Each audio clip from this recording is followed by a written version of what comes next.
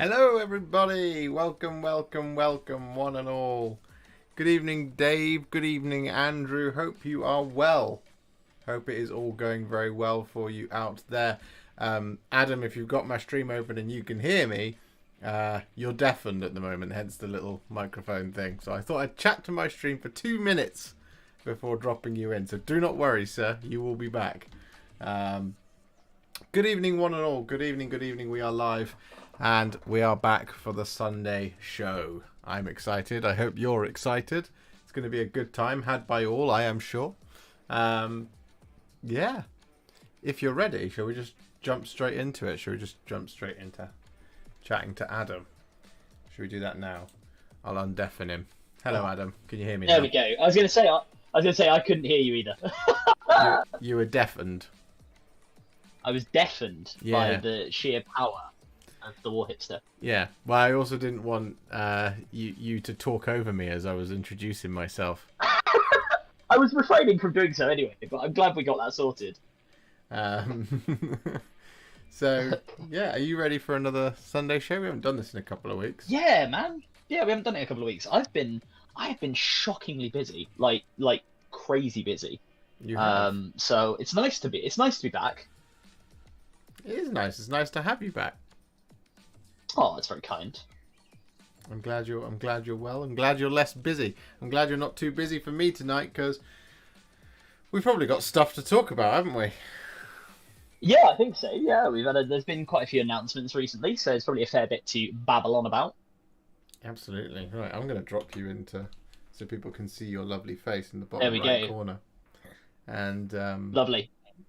Now everybody on your camera should be able to, on your stream should be able to see my top down view. Everybody can see, yeah. Everyone can see your top down view, so we can see you doing some hobby. I'm going to be doing some hobby. What are you going to be doing this evening, first of all? I think I'm going to be building some warp spiders. Ooh, very nice. Well, bit of fine cast. Yeah, bit of fine cast. Nice. So that'll be fun. I've built 5. I need to build. Oh my god! This is your big commission, isn't it? It is, yeah. Nice. I'll just grab the box. Oh, way down there. There they are. Warp spiders. Warp spinnende Eldar. Warp spinnende Eldar. What else have we got? Eldar Ragni del Warp. Italiano. Arañas de Disformidad. That's quite cool. That sounds like misleading spiders.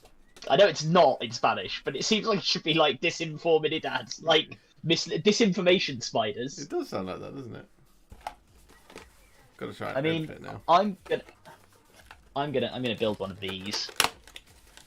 A night desecrator. Big chunk. Well, I mean, it'll be a night chaos knight of some sort. It'll be a big chunky boy. I know that. I don't think this one has any. I think they are just Knight Desecrator in every language, actually.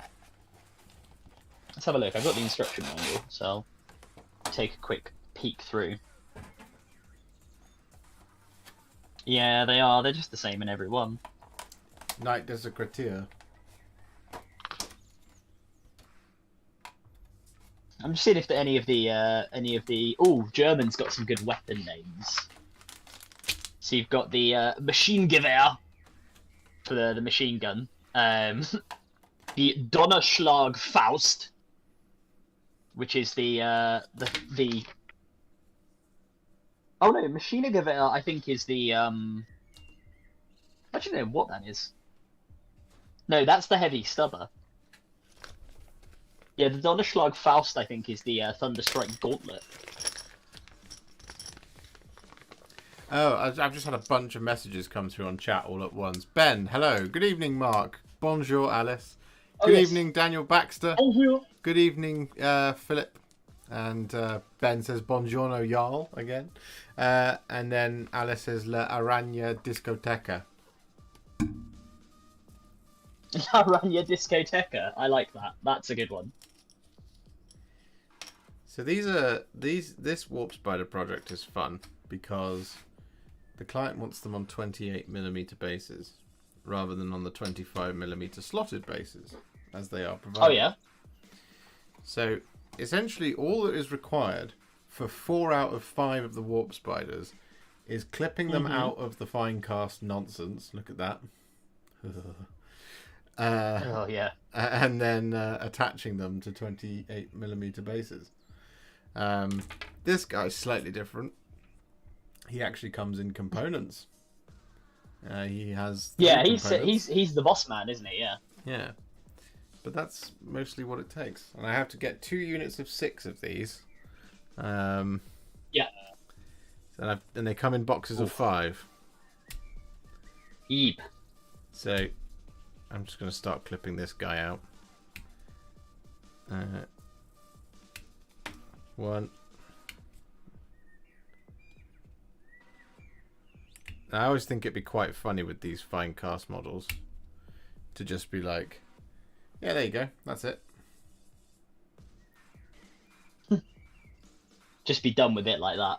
Yeah, that looks fine, doesn't it? Yeah, that's fine. He's been through the warp. He's got some issues. He's clearly, well, he's a warp spider. Exactly.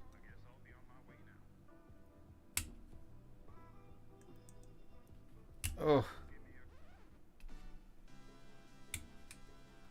So, how are you? What are you up to? What are you excited about, Adam? Ooh. I mean, I guess we should talk about Warhammer Fest, Nah. which I think most people will have seen. Well, I mean, there was AOS stuff, right? We should talk about. But on the 40k stuff, I like the Demon Prince. I thought the Demon Prince was really cool because he's like the old Demon Prince in the artwork from 3.5 edition, I think. And that's like the first Chaos Codex I ever had. So I'm really excited by that. The AOS Demon Prince, yeah. Yeah, the AOS Demon Prince. So Josh and I had a conversation about this. People in chat be interested to see what you guys think. But the Josh was saying if the Demon Prince comes out with the Chaos Space Marine kit, or Chaos Space Marine release, which spoiler, it will. He's going to be a little bit annoyed. It's not that I don't want it to come out with the Chaos Space Marines thing. I just, it's nicer as a Slaves to Darkness one. That's all. It's fair enough. It also, I think, for me, depends on so the current Demon Prince when you buy it, it's in an AOS box. Yeah. That for me really depends on. That will settle it for me. Nah, just because if it's like the new Chaos Demon Prince, it's a 40k model. Because one of the things when I used to run a shop was people used to say, "Oh, yeah, I can't find the Demon Prince." It's like, it's this one, and they'd say, "Oh, it's got Age of Sigmar on the front." I was like, "Yeah, no. If you look at the back, it can be built as a 40k one." And they went, "Okay, but I want the 40k one." And you go, no, it is the 40k one. There isn't a 40k Demon Prince. If you go on GamesWorkshop.com and order a 40k Demon Prince, it will come in this box. Yeah, that's what you get, right? Yeah. Good afternoon, Adeptus Latrina. If they've decided to turn it over to 40k, I'll be a bit sad. Because I think it'll still be in a AOS box, right? You would have thought so. Well, because that will indicate to me that all of the demons boxes will change over to 40k as well. No, I think they'll mainly stay AOS, right? When they get picked, well, they're going to get repacked. So what will they get repacked as? I think they'll get repacked as the Age of Sigmar, to be honest. Well, that would be nice. I think they'll keep it as it is at the moment, right? I think they'll do it as like AOS boxing with 40k alternative stuff on the back, like alternative options in the box. Yeah, I mean, you don't need to do that for demons because they don't have a 40k alternative typically, but yeah. No, that's true. Oh, this one needs proper cleaning. Where is my knife? It's right there. It's a bright sunny day in Las Vegas, but a chilly In Las 80 Vegas. degrees, 80 degrees Fahrenheit or 27 degrees Celsius. It feels like it's 20 degrees Celsius like in my office right now. it was hot today, like in the UK for like early May. It was like 20 odd degrees. I was out at the pub today, in the beer garden, and it was lovely. It's very pleasant. Did you have lovely weather as well yesterday? Yes, yeah. Yeah, it's really nice. But you know what? I've not been to Las Vegas. I need to do that at some point. Even I've been to Las Vegas. I was 12, but I've been to Las Vegas. So you were in the casinos then? You were gambling. Obviously.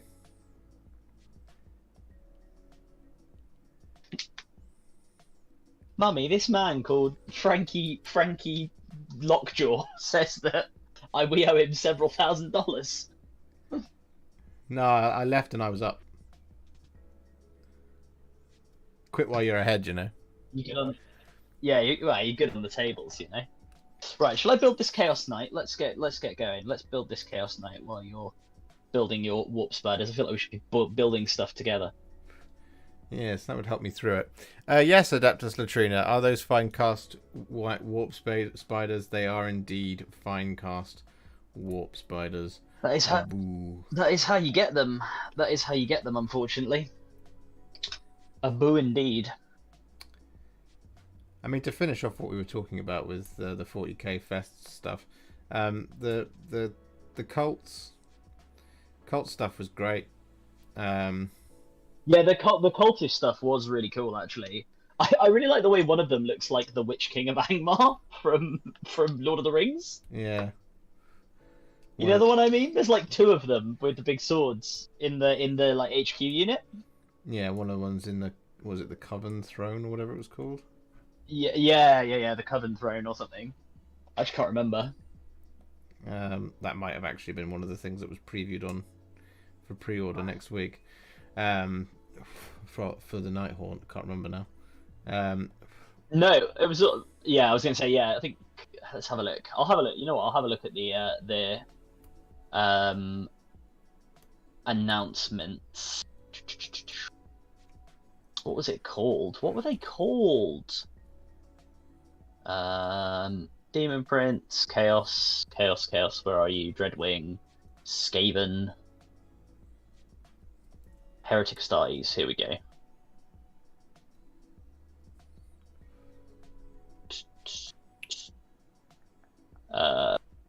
They are called the Dark Commune. The Dark Commune. There you go. Which is a really cool. Name. Ben says, "Gotta love that new dabbing Phobos Marine."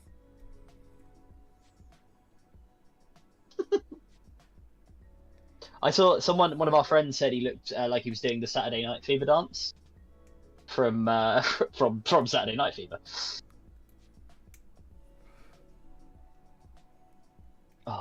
Which is cool. Well, that was quite. What was your favorite? What was your favorite of the 40k ones? Right, we'll do AOS in a minute. But what was your favorite of the 40k ones? Gotta pick one.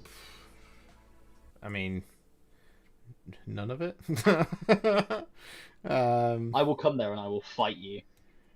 I just thought it was all. I thought it was all pretty cool, to be honest. Like I looked at all the cultist stuff and I was like, yeah, that's the direction it should be going. I was pretty happy with that. Yeah, the mutant cultists guys with like the gifts of the warp, they were pretty cool. I wasn't. There wasn't anything like mind blowing in there. I didn't think. No, there wasn't.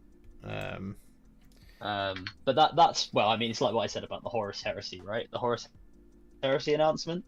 I was neither overwhelmed nor underwhelmed. I was merely whelmed. You said you were perfectly whelmed by it. Yeah, like it was like I don't know. I mean, to be fair, I don't play AOS, but I thought the AOS stuff was quite cool. But the Horus Heresy stuff, I was like, the tank was the one thing for the Horus Heresy one where I was like, this is really cool. Mm. The rest of it, I was like, I'll be so okay. mad at you if Why? if you get into Horus Heresy before you play a game of Age of Sigmar. Oh, that's not gonna happen. No way. I have neither the time nor the space nor the resources for Horus Heresy. Plus, it's 7th edition. There's pie plates and stuff. I can't be doing with that. What's wrong with You know what I mean? templates? I don't know. It reminds me of everything that I didn't like about the game when I used to play it years and years ago. And like scatter dice and all that sort of thing. Now the reason why I would be mad is because Horus Heresy inherently is a more difficult rule set. Oh yeah, definitely. That's what I find funny is there are going to be a number of people that I know who refuse to engage in Age of Sigmar. And they're going to all get the Horus Heresy game and they're all going to tell me, I just think, like the rules, they're just, they're just a lot easier to follow than AOS. And I'm going to go, they're bloody not. I don't know what the new rules are, but if there's templates involved, it's going to be a more simplified version of 7th edition. So yeah, if they're to stay, which I think they should be, because I think the game should be more complicated. Yeah, that's okay. That's all. Adeptus Latrina says, love Beaky Marines, but I'm a little disappointed they didn't mix in some other marks of old armor. Well, they're repacking the old ones. I don't know if you saw this. I was going to say, I thought repackaging the old ones, didn't they? Yeah, the 3rd and Mark 2 and Mark 3 and Mark 4 into boxes of 20. Yeah, which is that's really kind of good. cool. I mean, it should be masked Marines, right? Like that's what the Horus Heresy is about. So, yeah, I guess that's kind of cool. And all the like weapon upgrades and stuff. As I say, that's why I was a bit like, I think that's what it is. I was a bit like, I looked at the Horus Heresy stuff and was like, this is cool, but it's Marines v Marines, right? And because they to be fair to them, I don't want to sound like one of those people who just has to go at GW about nothing, because I thought it was a perfectly good announcement. But because it's what's the word I'm looking for? Because it's like the baseline set. So it's just like, oh, here's, loads of Beaky Marines and one interesting character for each side. Yeah, I don't know.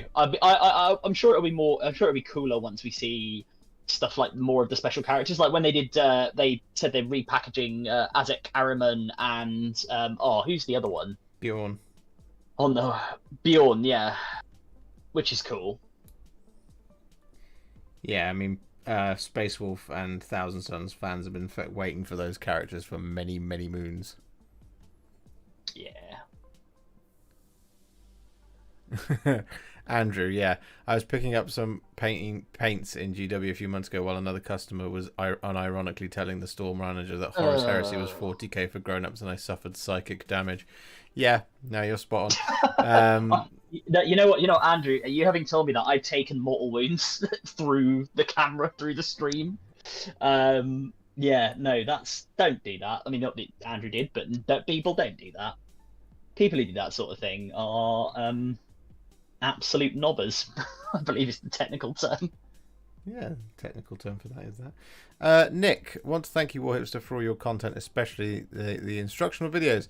They've helped me a great deal and makes painting enjoyable for a beginner. I have sent you my first Predator and Alien figures on IG to see what you thought. Keep up the great work. I'll have a look, Nick, after the stream. What, boss? Your stuff's alright, I've only used your tutorials like a whole bunch of times. Sorry, one day you'll forget all about me. Yeah, I'll just be like, contrast paint, what's that? The only proper way to paint is using an airbrush and these 9 Vallejo paints that are only available in the greater Houston, Texas area. No, I was thinking that when you're rich and famous. I don't. I'm not going to be famous, And and people to be say, honest, nor do I wish to be at this point. and people say to you, Adam, where did you learn how to paint? You go, it's just just came to me in a dream. Yeah. I thought to myself, do you know what? Contrast paints, they're quite good. No one's really doing anything with those at the moment. So I made this channel that I no longer make videos for. I gave it to my friend Josh. Yeah. I am the OG Warhipster. He's like a follower Warhipster. He's a fake. He's a pretender. 53. I need to find my feet. Whoop. Are you getting a new box of no. Chaos Knights? At the moment, no. I'm just building the one that I've already got.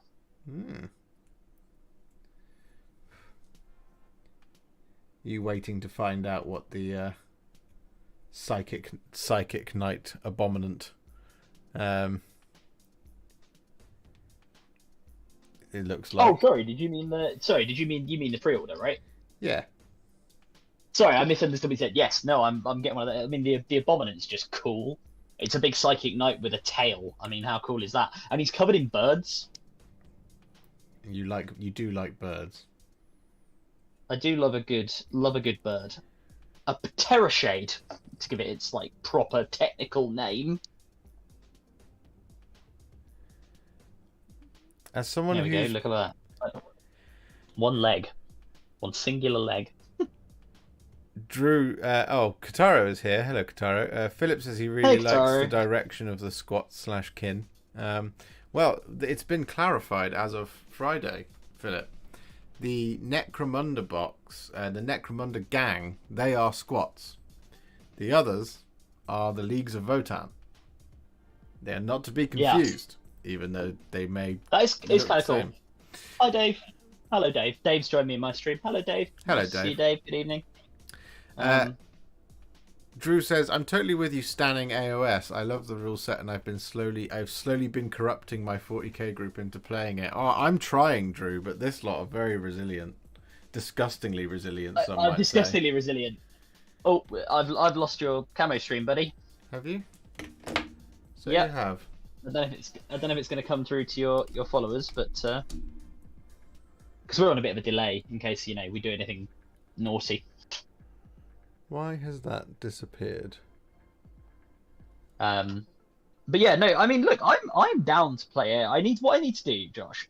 We're gonna arrange this. When we come down to your place, I will play a game of AOS with you. Of course, I will. Should be back up now. Just closed for no reason. Yeah, it's come back. It's come back. Oh. I'll happily play a game of AOS with you. Awesome. Drew also says, as someone who's played 40k for 20 years, AOS is a fantastic game system. If it can win me over, it can win anyone over. Yes. I completely agree with you. Adeptus Latrina says, I don't plan on playing Horus Heresy, but I'd love to build a small Heresy-era Dark Angels force with the lion at the centre, of course. Of course, naturally, Drew. Adeptus Latrina. Of course. That's exactly what you should do. And are there any tutorials out there on the lion by any chance? I've done a tutorial on the lion. Oh, well, look at that. It's almost like I was setting you up. I've also got Magnus and the Khan to do, which I will do very soon. Daniel Baxter says, just use my first Warhipster tutorial to do some Cruel Boys. Love the result. Oh, you're a man after my own heart. I do love the Cruel Boys. What a boss. Cruel Boys are cool. I do like the direction they took the orcs in, actually. I say orcs, sorry, the Oryx. I do like that the way they did them. I thought they looked a bit weird in some of the pictures, but actually when you see the models up close, they are really cool. I like that. Is it man-skewer bolt boys with the big crossbows? Yeah, they are. Yeah, they're cool. They're a thing. You can run an army of them if you want. You can run them as battle line. Dave in my chat says he ran 1,000 points of Tyranids 2 weeks ago and still feels like a dirty, dirty man. Flyrant with the Reaper of Obliterax, Trigon Prime, 4 units of Warriors, 3 Zoanthropes of Maleceptor, and 2 units of Gargoyles. Yeah, Tyranids are good. That's a lot. You're not running double Maleceptor though, which I've seen some people doing at tournaments, which is pretty horrid. And Dave actually says Heresy needs Epic and Battlefleet Gothic. I agree. not because I think it'll.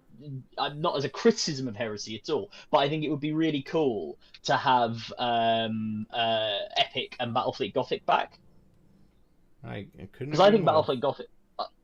Because Battlefleet Gothic's cool, and it's the one we all want, right? Like, I don't know, people in Josh's chat, like, let me know. But like, whenever I talk to people and we say, "Oh, what game do you want them to bring back?" The one that always comes up every time. I mean, I guess primarily because it's the only one that sort of hasn't come back, but is Battlefleet Gothic. I don't know. There's more So, time.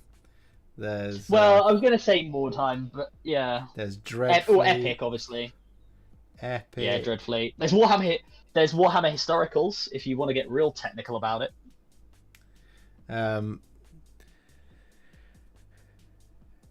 Andrew says, on the subject of tutorials, I'm looking at finally painting my black coach. Was thinking of using the recipe you used on Gotrek Base, unless you can recommend another way. No, I think Gotrek Base is probably, that mixture is probably good for you for the wood parts, at least for the black coach. It's a really nice dark blackened wood, so it really works. Yeah. It's probably what I was going to use on Allrak the Drowner when he comes out next week.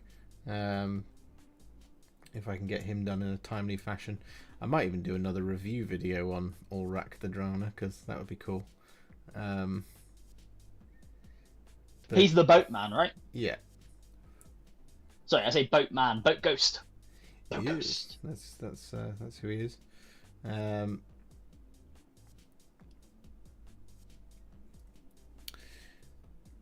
Talking heresy, we are talking a bit of heresy. Bring back Man of War, yeah, Man of War, yeah, Man of War with its hilarious. Well, they could do. They could. Well, they could do right. They could do Battlefleet Gothic comes back, and then do the AOS version as Man of War. Or do it the other way around, right? Well, no. I mean, bring them back at the same time, but I mean, as in you. So you end up with like a game. You can almost have, I guess you'd have to account for slightly different rules. Like there would just have to be tweaks to reflect, space versus the sea. But you could bring them back at the same time and basically have, right, here is a set, like a starter set for an AOS version called Man of War, and here is a starter set for a space version, Battlefleet Gothic V 2.0 or V 5.0, whatever we're on now. See, I would really like them to bring back Inquisitor. What, like the 28, the one with the big miniatures? Yeah. Yeah, I think there is still like a fairly dedicated community of players that play that, I think. Oh yeah, there definitely is. Some of the tournament winning Tyranid lists look awful. Just hope they don't get nerfed too soon for those of us who only take a couple of the great units. Yeah, I know what you mean, Dave. What you've got to do is you've got to get people like Adam to stop taking them to narrative events. I'm joking. I will come there and I will kill you. Hey, I did what I said I was going to do, which is I took like a mostly Carnifex list to try and just build into the Carnifex theme. Aren't Carnifexes really Actually, strong? it'll be interesting because depends what build you put on them. I mean, they're all of the whole book is good, but they're depends what build you put on them, to be honest, because you can kind of go with a slightly like not the optimized build, which is probably the Screamer Killer. Although it'll be interesting, right? Because I'm gonna play our friend Rich Gwatkin, Mr. Gwatkin Gaming, for those of us who know him.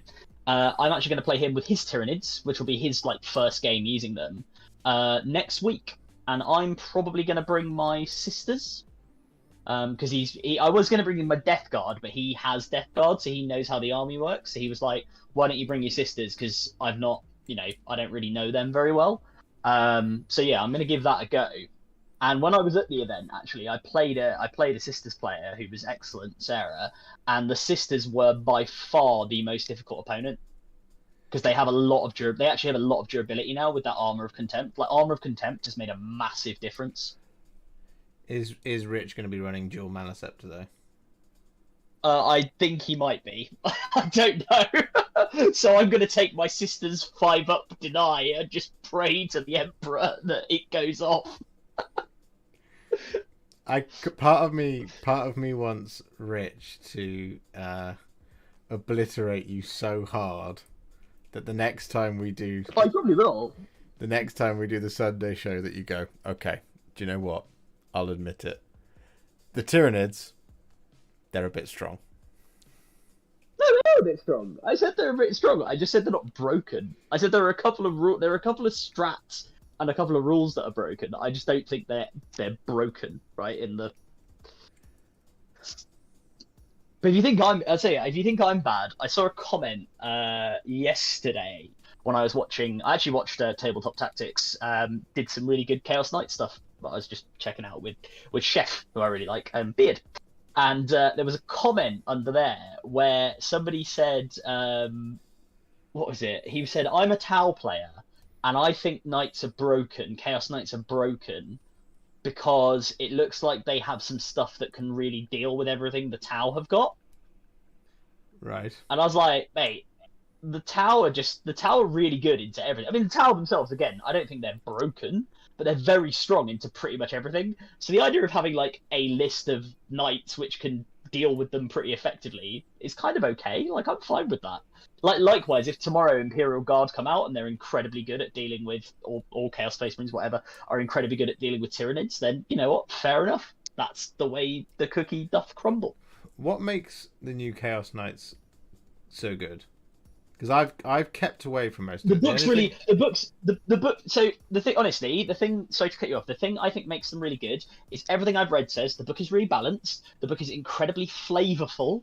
Like, all of the stuff in there is just really interesting, considering they're big giant murder not murder robots, but big giant murder machines. And the mechanics they have make things like leadership shenanigans doable, Nice. which they've not been doable for the whole of Ninth Edition, and to be honest, most of 8th Edition, because it was very binary. It was either you ran away or just nothing happened. Whereas now you've got in Ninth, I guess you've got primarily nothing happens, but occasionally some stuff might run away. Whereas the Chaos stuff is very much like, we are going to affect your leadership just as a baseline.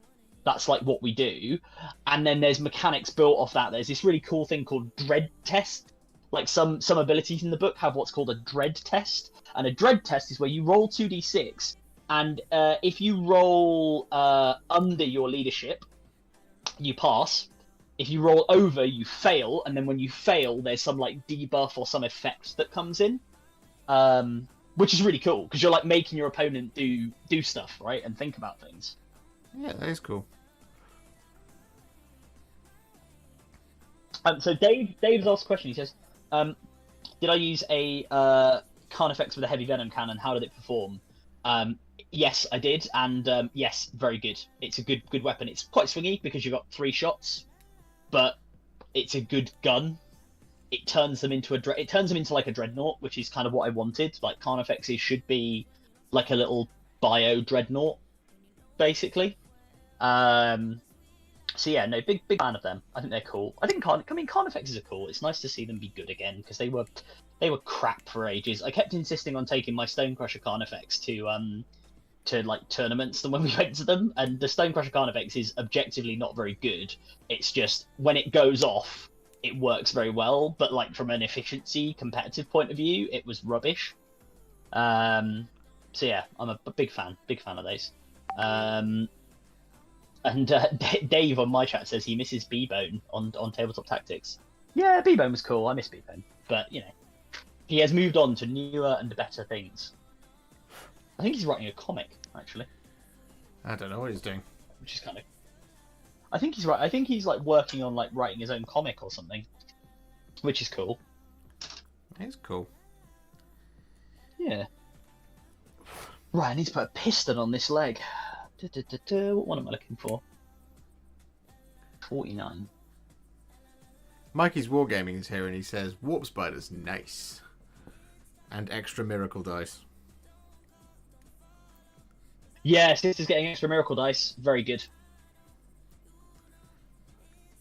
It's much better than it was. Oh, you only get them at the start of the battle round? Not anymore. Are you sure you don't want to just take your Necrons? Well, they're all. Yeah, I could do. You know what? I could take my Necrons actually. I'll think about that. I think you should just use Necrons from now on. I should only use Necrons. Yeah. Forever. Ever.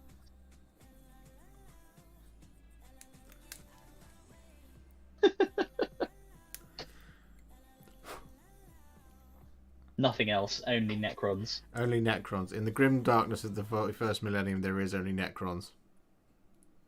Yeah, that's my OnlyFans page. Only Necrons. Only Necrons.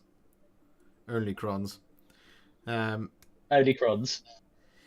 So I didn't get a chance to see the stuff that got announced for Fest on Friday at the time, because I was travelling. But I did see everything on Thursday for Age of Sigmar. And I was... What was your favourite Age of Sigmar thing? Oh, I loved all of it, to be honest. I mean, like, the announcement that the cities are getting a full AOSification is very cool. I think when they said it's a massive undertaking... Technically, Cities of Sigmar right now is Dwarden, the Empire, Wood Elves, High Elves, Dark Elves. It's loads of different stuff. Yeah. Okay. So, I don't know if it's just going to be humans. I think they said it might just be just humans at this point, but it's a massive, massive undertaking to change all of that. I mean, would it make sense for it to go to a humans only type faction? No, it wouldn't make. Well, I mean, I get the reason why they do that, but the Free Cities of Sigmar, Mr. Boop, I did see that message before you retracted it, and yes, I do remember that conversation we had. What was that? I won't spoil his confidence. Yeah, Cities of Sigmar is currently a bin bag full of war scrolls. Bin bag full of war scrolls. Yeah, there's tons of stuff in there. So you've got stuff like the Ironweld Arsenal, you've got the Flame Spire Phoenixes and stuff like that. All of that stuff currently belongs in a Cities of Sigmar book. If they are just doing humans, that wouldn't necessarily reflect the populations of the Cities of Sigmar. Right. It would just represent mankind. So part of me thinks that there's stuff like the Collegiate Arcana as well. They're all part of the Cities of Sigmar. So you got things like the Hurricanum. Yeah, because the Cities of Sigmar, right? I guess are like I mean, a bin bag full of data sheets, I guess, is right. Also, war scrolls, to be precise. But because weren't they kind of used as a stopping ground for stuff that they didn't have a faction for yet in a lot of ways when they were building the world of Age of Sigmar? Is that a fair thing to say, or is that an unfair thing to say? Well, so yes, I know what you mean, Mr. Boo. Yeah, so the Necromunda gang, they are actually squats. The other faction are the Leagues of Votan. That's why there's a very clear distinction between the two. Anyway, the Cities of Sigmar was a book that came out as a consequence of kind of uniting a bunch of disparate factions that were just only in the Grand Alliance Order battle tome. So you know how we had the Index Imperium, Index Imperium 2, Index Chaos, Index El Xenos at the beginning of the thing. So in Age of Sigmar, you kind of had a very similar thing. You had Grand Alliance Order, you had Grand Alliance Chaos, and you had Grand Alliance Death, and you had Grand Alliance Destruction as battle tomes, which just had everything in there. And within that, it had everything that was basically an Order faction before, during the kind of tide over from Old World into New World. Fantasy battles. Fantasy battles into Age of Sigmar. And so Cities of Sigmar was then a book that came out Number 2. so that you didn't just have to play Free Guild. Sure. In AOS 1, there were loads of tiny factions to keep the old Warhammer Fantasy Battles armies legal, but you had to but you had an army with only 2 legal war scrolls, etc. So yeah, Caesar Sigma was an amalgamation. It was an amalgamation of a bunch of stuff. I think actually the first Cities of Sigmar book might have come out at the end of first, because I've got the Firestorm, I think it's called, box, which which gives you rules for playing as specific cities, I want to say. Anyway, it was a very cool book. So the announcement that they're getting a proper AOSification is really, really, really cool. Because, we've had miniatures like Galen and Doralia Vendensed, who are witch hunters, and they've clearly But would come under Sigma. Yes, they would come under. Yeah, they would. But they're very clearly witch hunters, and they take a lot of design elements from the world it was. But they're definitely Age of Sigmarified as well. So just kind of blowing that kind of thing up across a bunch of stuff is really, really cool. So yeah, that's a really exciting undertaking. The other thing, of course, that I'm very excited for is doing another 24-hour stream of flying bug ladies for my Sylvaneth. For your Sylvaneth. Got another 2,000 points to build there, I'm sure. Oh my word. So that'll be fun. So we'll see. We'll see what the future brings. Dave in my stream has proposed a theory, which is that he likes the thought in AOS that just when we get to, when we go a couple of editions down the line, Nagash just wins, and that's why 40k is so grimdark, because Nagash is actually the Emperor. And that's how they link the worlds together. Well, it's just some macabre punishment for everybody in Age of Sigmar for existing. Yeah. Because that's how they all get Nagash to become Space Marines. Nagash and his weirdly cruel and built on boot. Built on boot. Be careful. Don't mention kit bashing AOS into 40k. Josh doesn't like it when you do that. No, I don't like it when you do that. You'll set him off. You'll set him off, Mr. Boob. Don't do it. It's not worth it. Do you know what? I tested my theory the other day. What was okay? How so? I was on Facebook, and well, that's a bad idea for a start. Why'd you go on Facebook? I was just hanging out, and I thought, you know what, I'm going to test. You thought you'd getting some boomer memes. I'm going to just test my theory right here. So whenever you see a really cool Age of Sigmar model come out, it gets filled up with comments of people saying this will make a really great 40k model.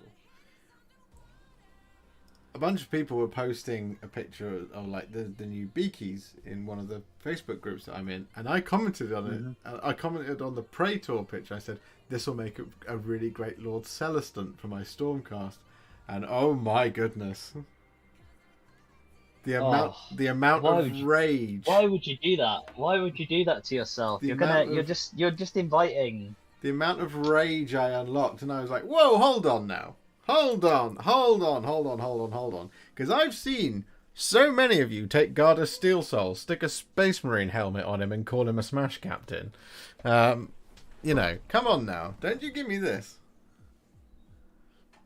No, it's always going to be the way though, right? Because there's a lot of stuff. Well, I mean, leaving aside demons, because demons work across both, right?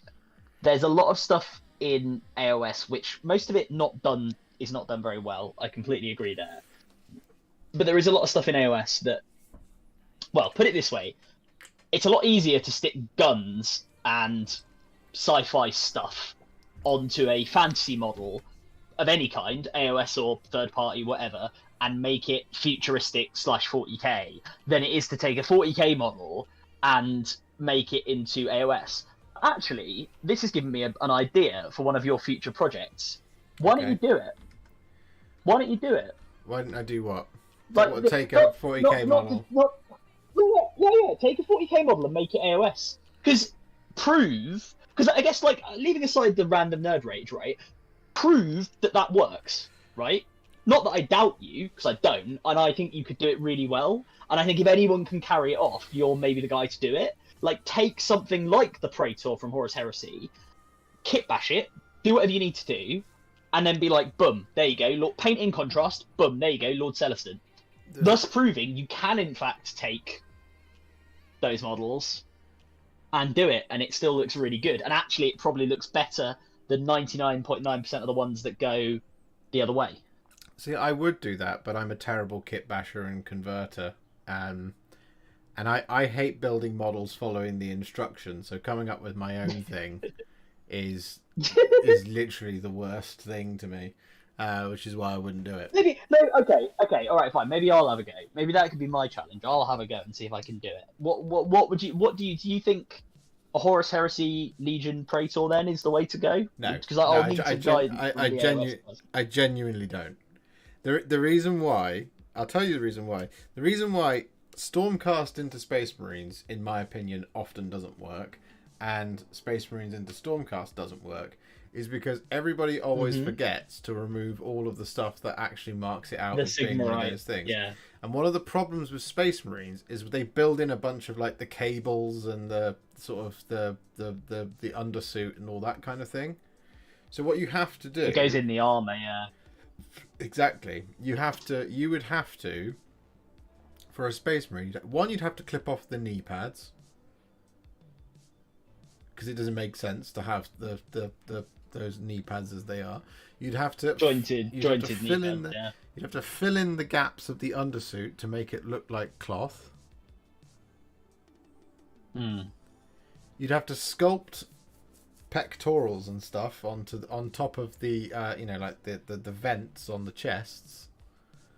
You'd have to remove all of the cables and stuff from under the arms, and even then, you still have to sculpt the undersuit in the armpit and underneath the hand as well, because you can't have anything ribbed. He could be wearing a ribbed undersuit. They're buildable. If you can reanimate people using a magic lightning anvil, you can make ribbed undersuits.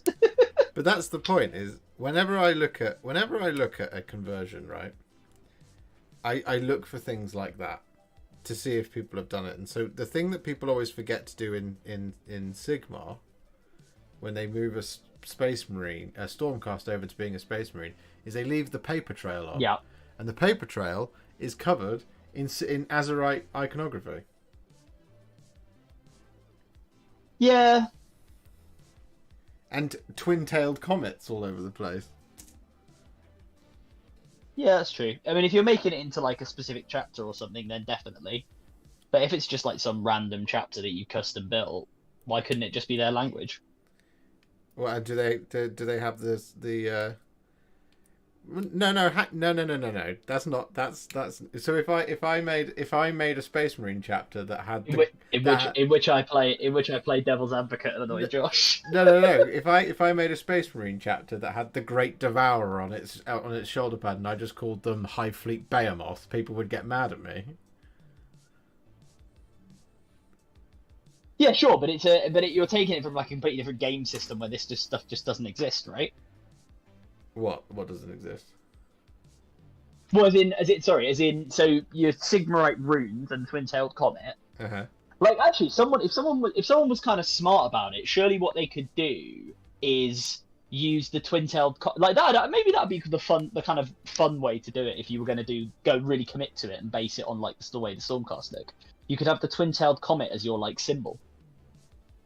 Okay. You could do that. I mean, don't get me wrong. They still look a bit silly because the banners are like very, I don't know, very thick, and they look a bit weird next to purity seals. But I guess you could do it if you really wanted to. Yeah, I mean, you can do it. I mean, it's IP infringement from Stormcast, but. Yeah, but the Stormcast aren't suing anyone, are they? No, that's very true. Yeah, sorry, I know, Katara, my camera keeps like having issues occasionally. I don't know quite what's going on with it, but it's not much I can do, unfortunately. Ben says... But on the plus side... Ben says just melt the model down and recast it as an AOS model. Yeah, I would agree with that. Mikey's Dave Wargaming. Hall says winged hive parrots look like dragons. Mikey's Wargaming says, my Slith are from the Snakes Ladies from Daughters of Cain and Lizard Men Heads. Yeah, see, look, you've gone one step further there, Mikey's Wargaming. What you've not done is, and this is my point. This is the point I make. Is I'm not against people using stuff from all over the place to do whatever. What I am against is if you're gonna do it, make it look like the thing. So, like, and my point is when you just take Gardas, stick a Mark 10 a Mark 10 Space Marine helmet on him instead of his head, and go, there you go, Space Marine Captain. It's not a Space Marine Captain. It's a Lord Celestin with a Space Marine head stuck on. That's my thing. Adam's disappeared apparently. Yeah.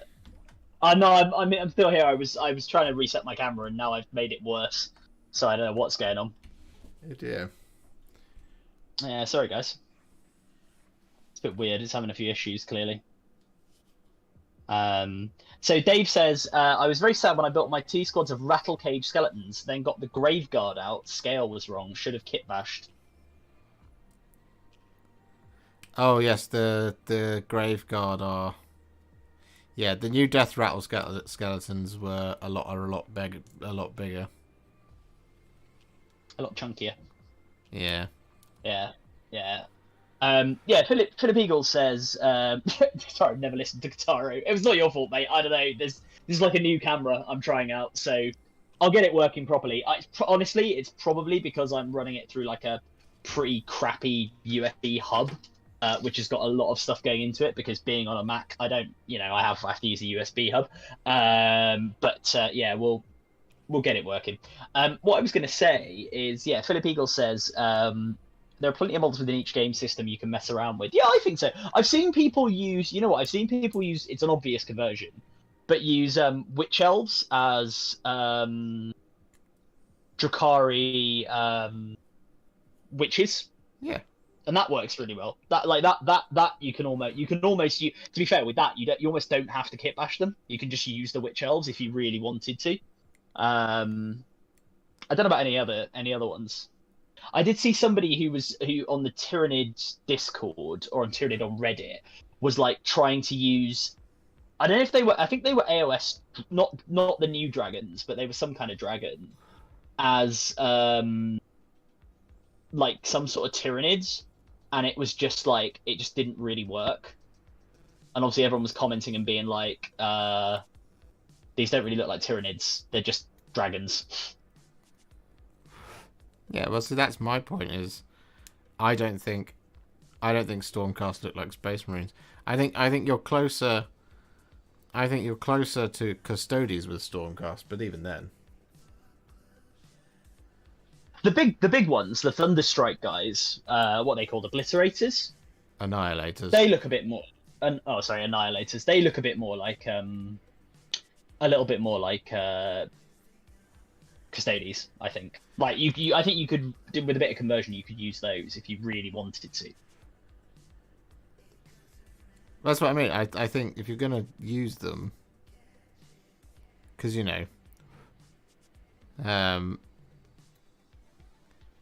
one of the things I would counter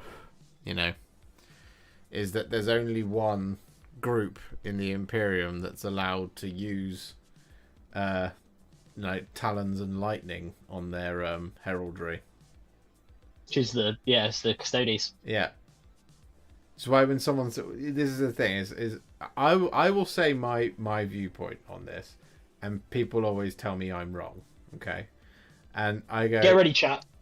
and I always go, this is just my preference, right? This is just my thing, right? Is that I get sad when I see my favorite models have a head swap and they call it a 40k thing, and that's it. And then when someone says to me, "Oh well, it's this thing," and I go, "Okay, if you're going to come at me with a lore justification, I've got more backing. I've got the same things that can back up in against."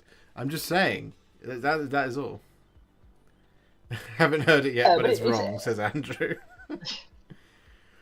It's everybody to their own in it, right? Like everybody do your own thing. And Ad says it's so very wrong. No, wait, you're right. Dave in my chat says wrong. But yeah, no, it's an interesting one, right? I think Philip says, wouldn't you want a dragon to be a dragon? Yeah, I mean, and that's what, to be honest, I mean, Reddit can be a horrible place, right? But that's pretty much what people were saying. They were like, you know, a tyrannid's a tyrannid, right? I mean, you can't really see them, but those are tyrannids, right? They're not dragons, they're big bugs. So it just doesn't really work. And then the other part of it for me, and this is just me personally, is like, Adam, who's your favourite character in Warhammer 40,000? Oh, that's a tough ask. Like, hang on, just to clarify this, is his favourite character of which there is a model? Because, like, I have a couple of favourite characters of which there aren't models. Or actually, official models. Better is which is your favourite character, right? That doesn't have a model.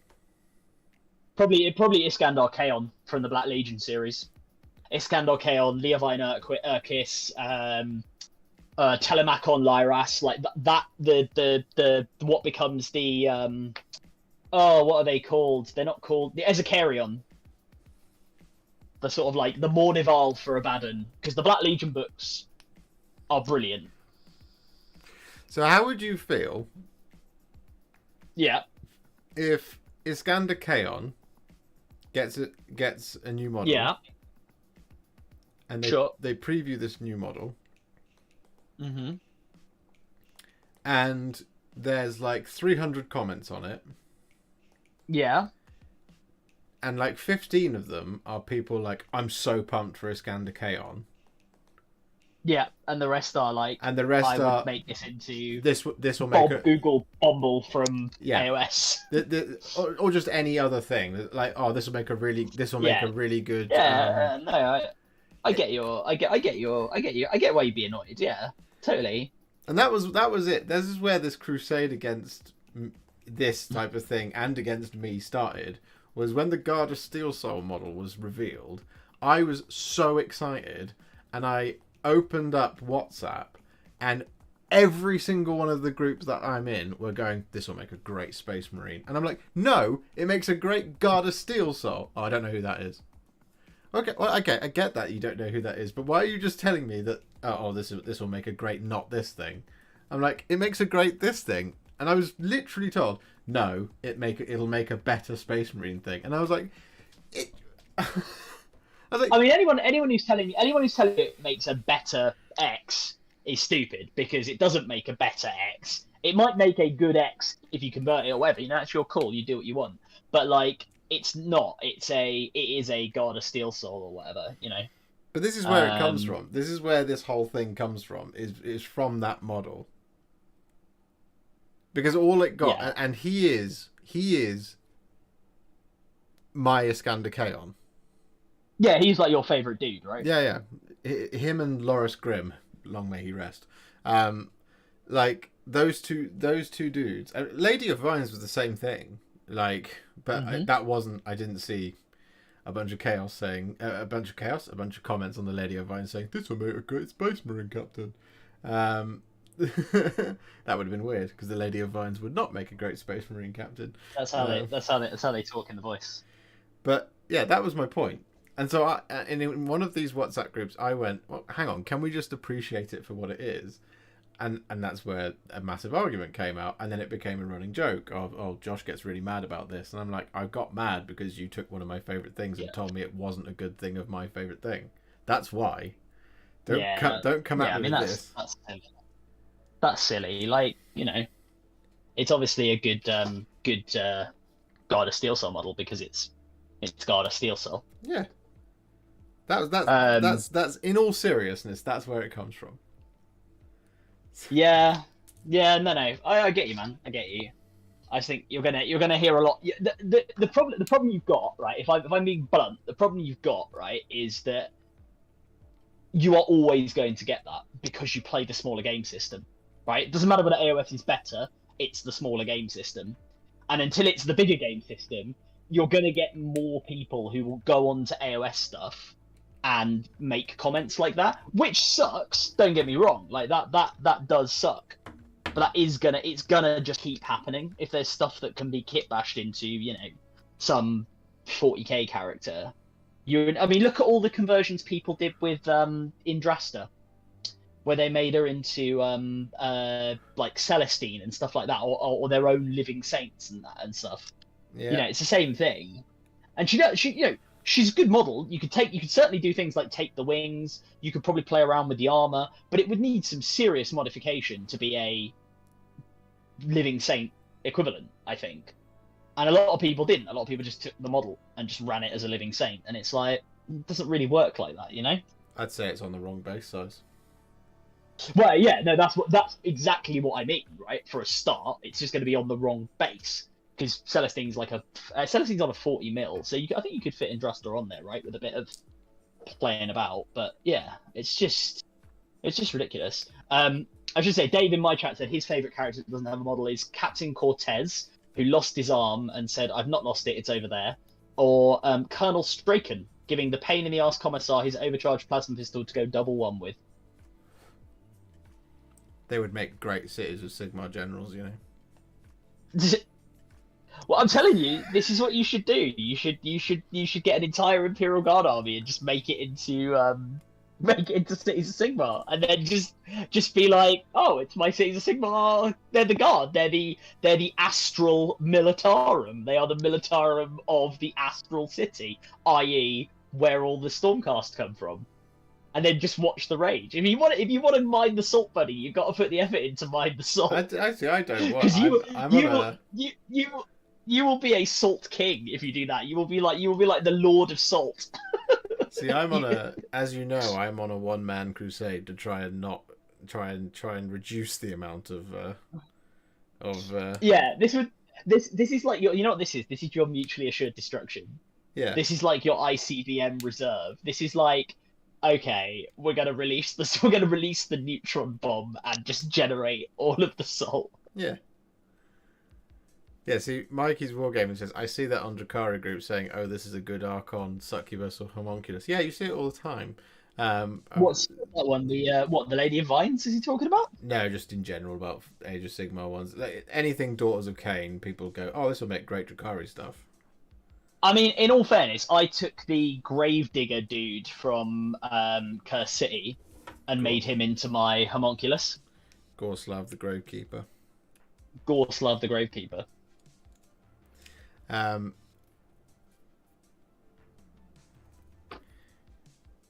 Andrew sums it up pretty nicely for me, actually. Oh, yeah? I find it funny that some of the groups I'm in so consistently try and find 40k usages of 40 AOS models, but flat out refuse to even try the game itself when I've suggested it. Yeah, that is silly. You should give it a go. That's my favorite thing. This is why I'm like, look, I play 40k, but I'm obviously open to playing AOS, but I will never criticize AOS, I guess, because I don't know the game. How can I criticize it? The best I can do is go, that model looks cool. Like the archer people for the Sylvaneth, the new ones. Gossamid. The Gossamid archers, yeah, I thought they looked awesome.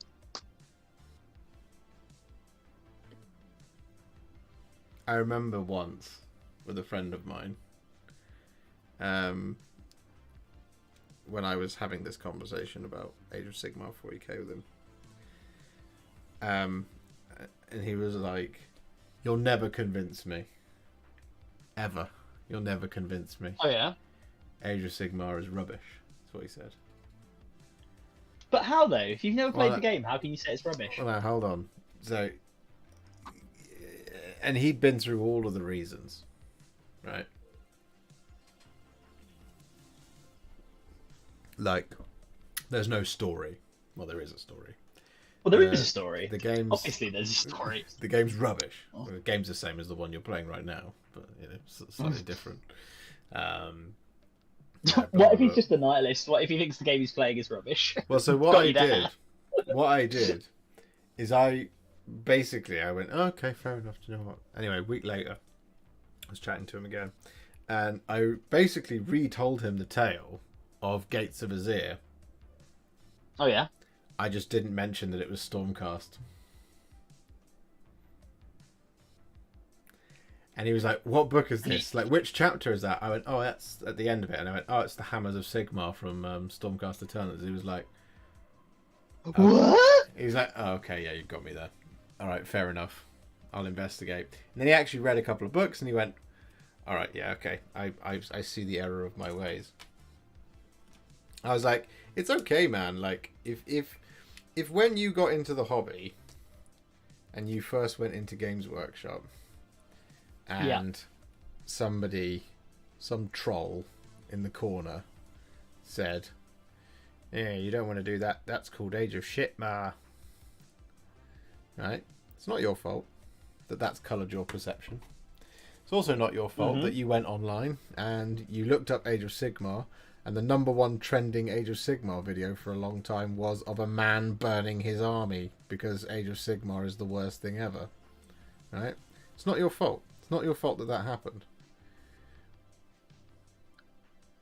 What's not okay is not informing your opinion later on. Yeah, exactly.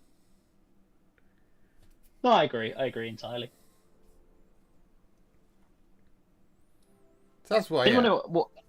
I watched. Do you know what Caiaphas? Does Caiaphas Cain have a model? Sorry to ask this slightly awkward question. It's just Dave in my chat. I realize has asked, "What's Caiaphas Cain like?" And I assume he means in a model form. And I don't know whether Caiaphas Cain has a model. Caiaphas Cain? No, Caiaphas Cain doesn't have a model, as far as I know. There you go, Dave. You can kit bash Caiaphas Cain. I don't think he has a model. You can kit bash him out of Age of Sigmar parts and annoy Josh. I wouldn't surprise me if he did get one though. What with all the Black Library books. Yeah, well, we got the Gaunt's Ghost. We got Gaunt's Ghost. There's an excellent tutorial for Gaunt's Ghost. Where is it available? On the internet. On the internet. Anywhere specific on the internet? There's a number of excellent content creators who've probably made videos about it. I've heard Angel Heraldez is a bit of a whiz with contrast, but you know. Angel Heraldez? Yeah, is that the right one? I have no idea. Do you mean Juan Hidalgo? I mean Juan Hidalgo, yes. I mean, Angel Heraldez is a very good painter. But he doesn't do contrast. I don't know if he does. Dude burnt his AOS army. What? Yeah, Ben. So what happened is when Age of Sigmar was announced, and when it came out, there was a gentleman who had like a 4,000. Like, he had like 10,000 old world points of dark elves of Druchii, and he was so angry about Age of Sigmar coming out. Bear in mind, it'd only been out like a month or whatever at this point. He burnt the entire army. There's a whole video. Yeah, this was an American dude, wasn't it? Yeah. In his garden. By the way, Josh, serious question here. Would you be able to making some lore vids of AOS? People like me hate to read but love to listen to people telling the tales. I think you would do good. Yes, Kataro, I have many plans to do just that.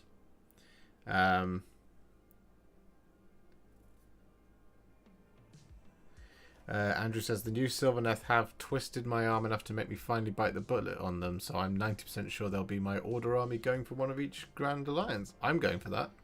Yeah, I've got Sylvaneth and Stormcast as my Order armies. You've also got about like 4 Stormcast, haven't you? Yes. My plan is to have Stormcast and Sylvaneth forever. The reason I've got Stormcast and Sylvaneth together is because I love the Wardens of the Everqueen series, the Gardas, the Hallowed Knights, and the Sylvaneth palling around Gyron. Those books are amazing. So yeah, that's why I got both of them. But my plan is to do both of those to completion, and then to have my sort of Auric Wall clans as my destruction. I want to do Soulblight Grave Lords as my death faction, and then I've got sort of Legion of the First Prince / Slaves to Darkness, which will be my chaos faction. That's very cool.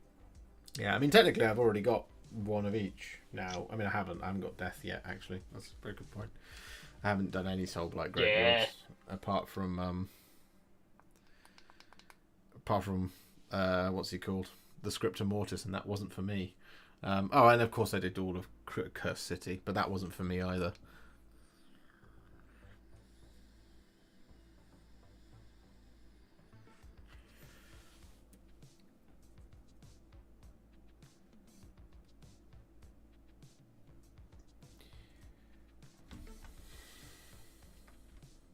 Your camera hasn't restarted, you know.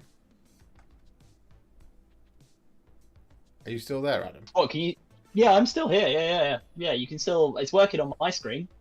Maybe it's not showing up on yours. Am I just a voice in the ether? Oh yeah, I am. That's hilarious. Hang on. On my screen, it's just been two of me for a very long time. Oh, I'm sorry. It just didn't come back on. Oh, I'm really sorry, guys. There you go. There you go. Sorry about that. And you're back in the room. I am back in the room, yeah. I'll keep glitching though, 'cause, for reasons. Oh god, and now you've gone off my screen. It's all going wrong. There we go. You're back. I have an insane amount of Tzeentch demons because they've been my main army for 40k and they're incredibly fun in AOS. Oh, Drew. Oh, my friend Drew. Do you have somewhere in the region of like 18 Zangor Skyfires by any chance? Because if you do, and you had them around first edition, I'm going to have to come over there with a bat. No, I'm joking. He's not. No, they were just very, very good. Tzeentch are very fun to play. Disciples of Tzeentch are a very, very fun army to play with. And they can be very fun to play against because they are just crazy. Like, he was not spanning Zangor Skyfires. Good man. You must have been running come fight you, mate. You must have been running a Lord of Change with that power that's like on, if you cast the 13, you just kill the thing. And you just use the Destiny dice to just go 13. Can't remember what it is now. There was one of those in that stupid time at the very beginning of Age of Sigmar when they didn't release any points or anything. And they had those silly rules. Party rules was what I used to refer to them as. Was that the like thing where if you had a moustache or whatever, you got some points or something? Yeah. So there was a rule in that was if you are able to roll a 13 on 2 dice, you win the game. Right. But there was a thing with Kairos Fate Weaver that has an ability that was able to just be like, hey, I can just choose whatever result I want on the dice.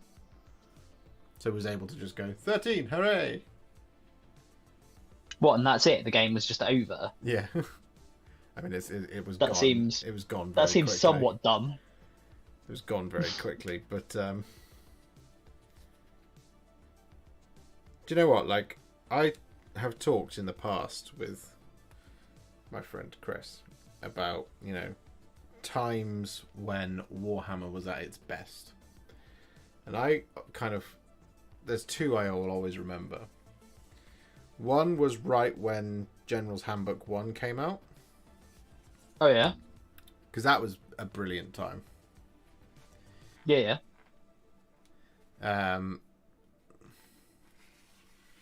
Yes, Skaven and Kairos, that's what Drew said. Yeah, that reminds me. Yeah, so if it was the Screaming Battle, if you rolled a 13 on 2d6, you won the game. Yeah. And then you had Kairos, who was able to manipulate the dice roll. Anyway, we're talking about times when Warhammer was at its best. And when General's Handbook 1 came out, and it finally kind of stabilized the game, because when AOS launched, there was no way of doing anything in terms of matched. There was no way at all. Yeah.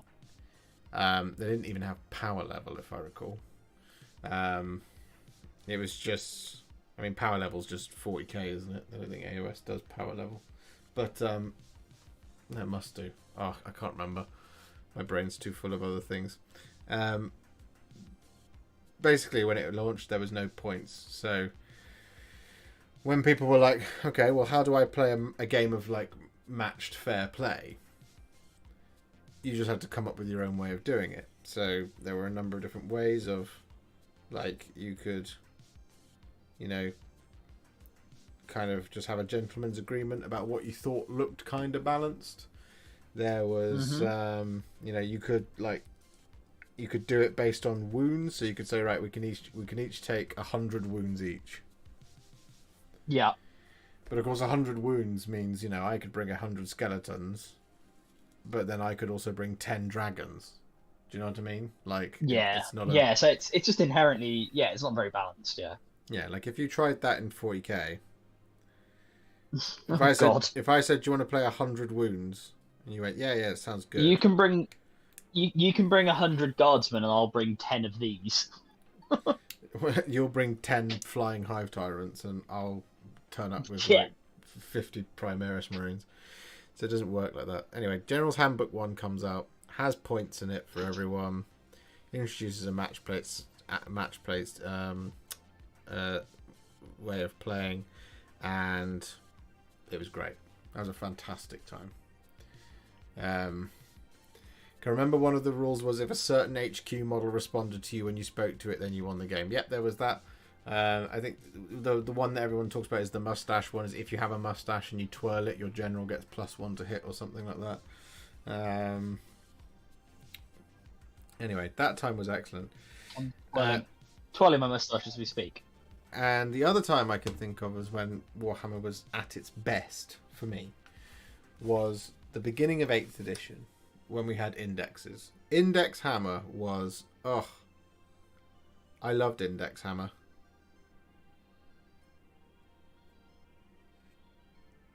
Oh yeah? I adored Index Hammer. Everyone is in the exact same boat with a new rules, with a new edition. There's no, this one's clearly the best, or this one, there's no power creep yet. It's just data sheets in its rawest format. Index Hammer was joyful because you were just discovering stuff. You're discovering a new way of playing Warhammer 40,000. A completely new way of playing Warhammer 40,000. The only thing that was missing from it was, you know, the flavour, which is what people used to say. There's no flavour in the indexes. And no, there wasn't. There wasn't any, you know, this is how the Ultramarines fight. They just get these characters. But Index Hammer, man, that was so good. Everyone on such an even playing field. It was brilliant. Brilliant time.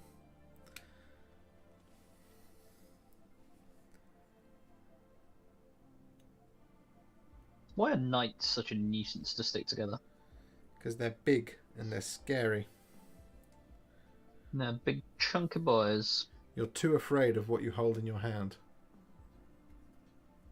It's more that I'm just trying to make the body go together. Time to hold it like this. Can you not leave the torso off the legs? Yeah, I'm going to leave it off the legs. I'm just gluing it together. What I'm actually doing is I've labelled. Because I'm probably gonna do the armor in a different finish, whereas I'll spray this in lead belcher, and then wash it and stuff. So I've labelled, and if you can see very well, there we go, the inside of this armor plate as like right and left, just so I can sort of remember where they go. That makes sense. Do you think that's a good idea? I was gonna say I was just gonna leave the armor plates off because then I can do a bit of contrast coolness on them. For speed, absolutely. Yeah, definitely. And then on the inside, I can do all the detail. Should be the way to go. Ben says, I think for 10th ed, they should just release one index that holds all the data for all the armies and units. Reset the power creep and every army is powerful from the get-go. I kind of inclined to agree with you, Ben.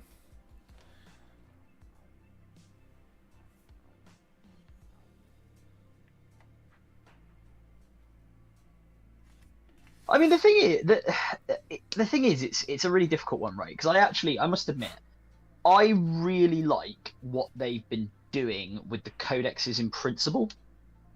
Mm-hmm. Right. So it really 40k players really annoy me, and I'm guilty of it, right? I think we're all guilty of it. But we as a community really annoy me, right? Because we demand flavorful codexes that have like interesting rules that are unique to the armies, and then we complain about rules bloat. we demand that the armies be powerful and balanced at the same time, this, that, and the other. And look, there's always going to be some armies that are better than others. I think that's fine. That's going to happen, right? And we're going to have to accept a level of complexity if you want armies to have unique stuff that they do. It's the nature of a dice game. It's the nature of having a D6 dice game. You're going to have to accept some compromises in certain places. And I think I would rather have it that the core rule set is dead simple, and then the complexity comes from like your army and what your army does. What they could do is cut down on stratagems. We don't need as many stratagems in the game. Mm-hmm. Cut down on relics. We don't need as many relics in the game. But then I say that, like, what if you just want to play some, like, random narrative game and you do want to use the stratagem that, like... Yeah, because, when I say, oh, no one's ever going to use this, it's because I'm thinking of it from a competitive side of things. Yeah. Like, relic pistols. No one ever takes a relic pistol. Except maybe the GSC one. But, like, no one takes a relic pistol. So I don't know why they keep including them in the codex. So this is where I would call upon the Age of Sigmar gods. So... Age of Sigmar, it's all done as command abilities. There's no such thing as a strategy. Yeah, stratagem, yeah. And command abilities get issued by characters to model or to units. You get a minimum of one per each phase of the game. Right.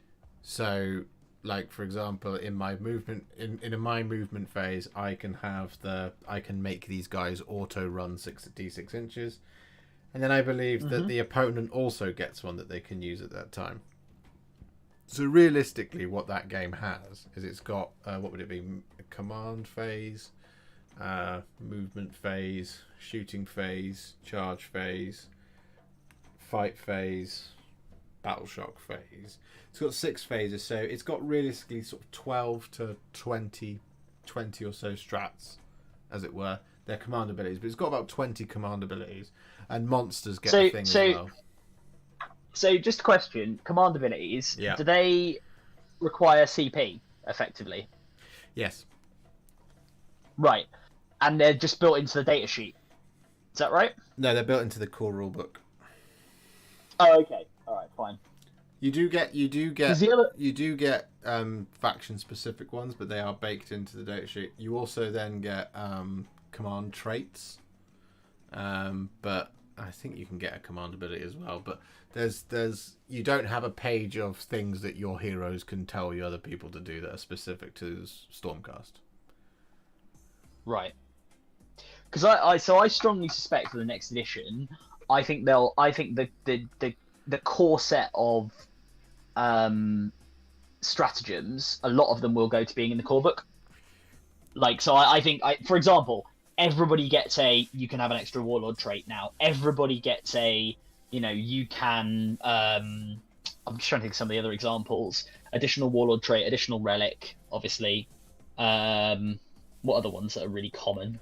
Well, we know that there's something big is going to change in the next thing. They've said that in the next thing, didn't they? They said that there's going to be almost half as many command points. Now, I'm very interested to see how that works. Yeah, in the new Nachman's book. Oh, not Nachman, but the new the new rules, new competitive rules book. I agree. I to be fair, I think it's going to be interesting because it sounds, based on what they said, like it's not that you're going to get less command points overall. It's you're going to start with less and get more through the game. Yeah, which is how it should be. Because I think the idea is, so you can't like spend all your command points up front, really tool up a character, send them flying in, and then drop 3 strats on them to then do a load of damage. Like, you just won't be able to do that. I think they're trying to temper the Alpha Strike a little bit. Yeah. That's absolutely something. Which is good. Which is good. Yeah, no, I agree. Like, that's a good thing. But that's what I mean, is you have the, good evening, Jack Copestake. You can also be a Chaos chap.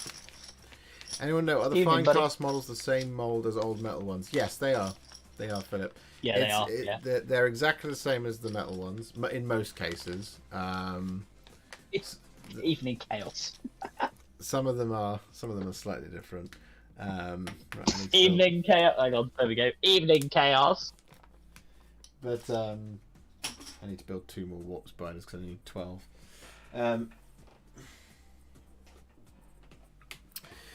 So yeah, like my point is that Age of Sigmar, you have a set of ones that everybody gets. You also get stuff that you can do in the command phase that the hero can do. Yeah. In fact, should I just grab the core book and tell you what it is? I mean, the core book's on the thing behind me, but I'm gluing this Chaos Knight together, so yes, Should I just do that? Should I just do that? Shall I hold court with a book? Should we do some education sessions? Yeah. Well, I'm going to come down there and we're going to film an AOS battle report, right? So, What are you going to bring? would people like to see that? People like to see that? I'm going to just steal one of your armies. Oh, sorry, mine are all being used. Oh, really? Yeah. Sure they are. Right, you're gonna you listen. You want me playing some AOS? I'm going to be coming down and using one of your armies. Oh, I see. So I have to let you win then, because otherwise you'll just go, game's rubbish. Why? Yeah, sure. Yeah, that's definitely what I'm going to do. This game's rubbish. Don't like it. This game's rubbish. Right. The number of 40k games I've lost, and I'm not going to turn and go rubbish. This game's rubbish. Don't like it. It's rubbish. Right, here we go. So you got turn sequence. Here we go. Command points. Command points allow you to use command abilities.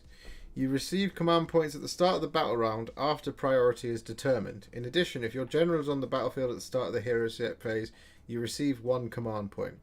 At the end of the battle round, any command points that have not been used are lost. So you can't stack up command points. To use a command ability, you must spend 1 command point. Pick 1 friendly model to issue the command, and pick 1 friendly unit to receive the command. Unless noted otherwise, the models that can issue commands and the units they can issue them to are as follows. Unit champions can issue commands to their own unit. Heroes can issue commands to units that are wholly within 12 inches of them. Generals can issue commands to units that are wholly within 18 inches of them. And totems can issue commands to units that are wholly within 18 inches of them. See, what's interesting about that... Oh, sorry, no, go on. Finish the rule. Well, so each command ability will say when it can be used and what effect it has on the unit that receives it. A model cannot issue more than 1 command in the same phase, and a unit cannot receive more than 1 command in the same phase. In addition, you cannot use the same command ability more than once in the same phase, even for different units. That's good. Well, I was going to say, there's a couple of caveats here on like differences with 40k that I think make this this system good, like by the sound of it. So first of all your command abilities are dependent on a model or general or something existing, right? Mm-hmm. Whereas, and they only work within range. Yeah. Whereas a stratagem can just... stratagems most of the time, right, there are a few that are like, you know, if you have X within 6 inches of Y, then you can do Z. But most of them are just pick a unit, do this. Yeah.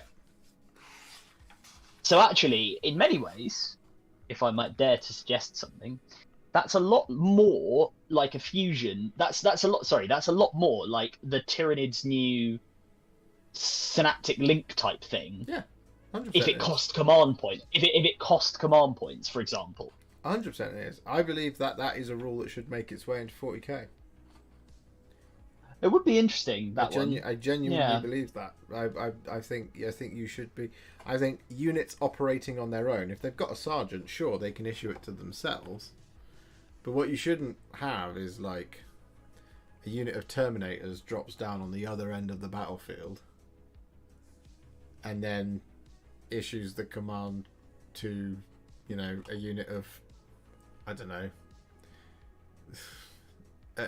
scouts that are close by, and obviously you then build into each faction, because each faction then of course has its, you know, specific things that overrule this, as same as in 40k. So for example, Bastion Carthalos, he can he can issue a command for free because he is a Lord Commander of the Hammers of Sigmar, and he can issue 2 per turn.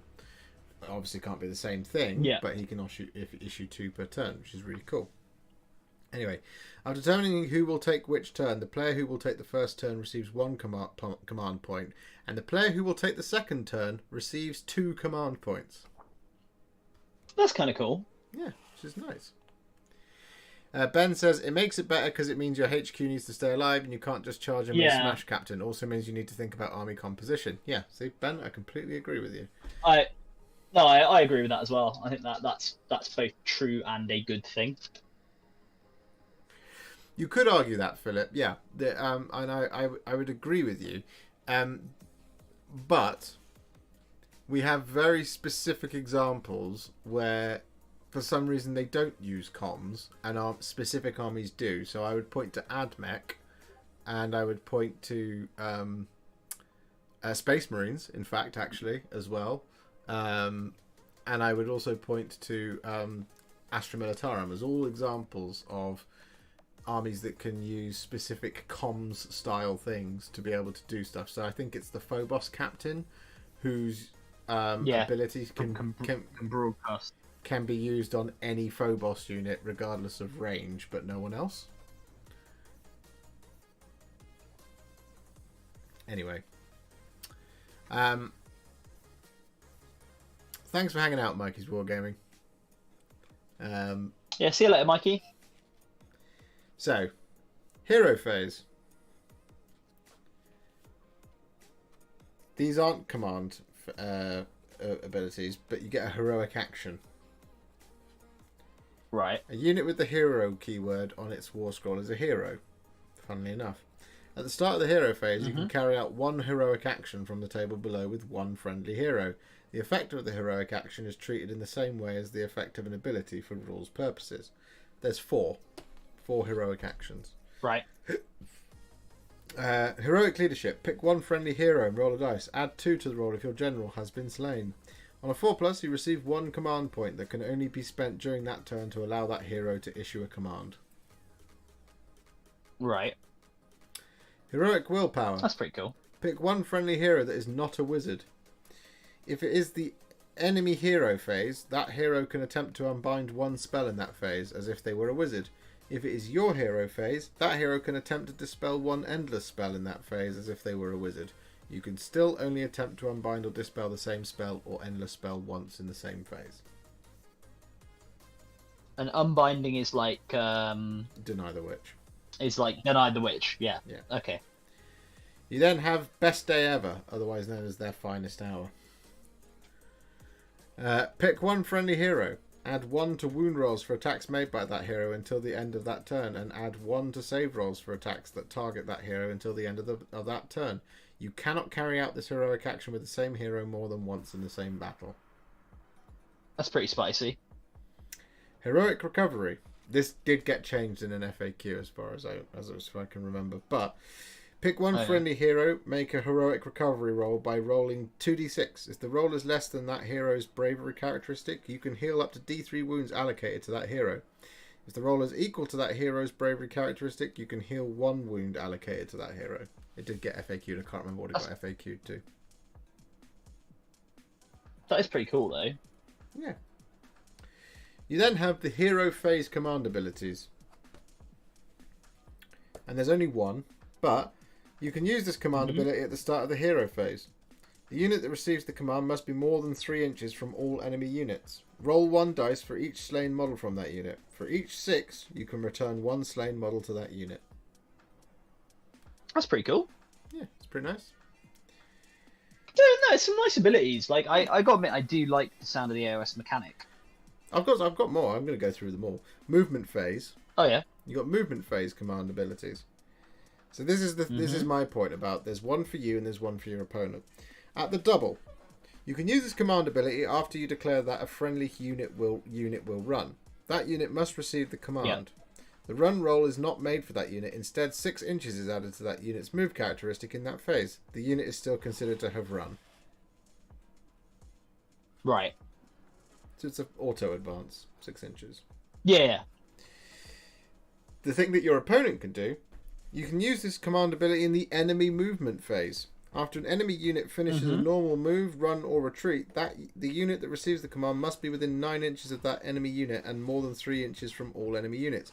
You can make a d6-inch move with the unit that receives the command, but it must finish the move more than 3 inches from all enemy units and cannot shoot later in the turn.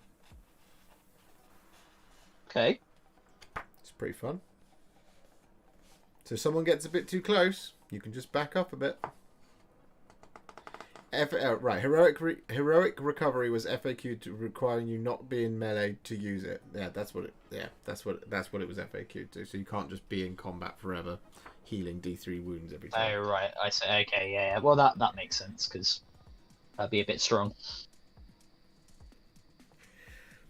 In the charge phase, you have 2 command abilities. So this is the point about you won't be able to shoot later in that turn. So generally what you'll do is you'll use redeploy if you want to keep your archers away from your enemies' sword and board guys. Yeah. But you won't be able to shoot. And the reason for that is because you have these 2 command abilities in the charge phase. You have forward to victory. You can use this command ability after you make a charge roll for a friendly unit. That unit must receive the command. You can re-roll the charge roll for that unit. That's cool. Yeah. Unleash Hell. Make sure. I do like unleashing hell.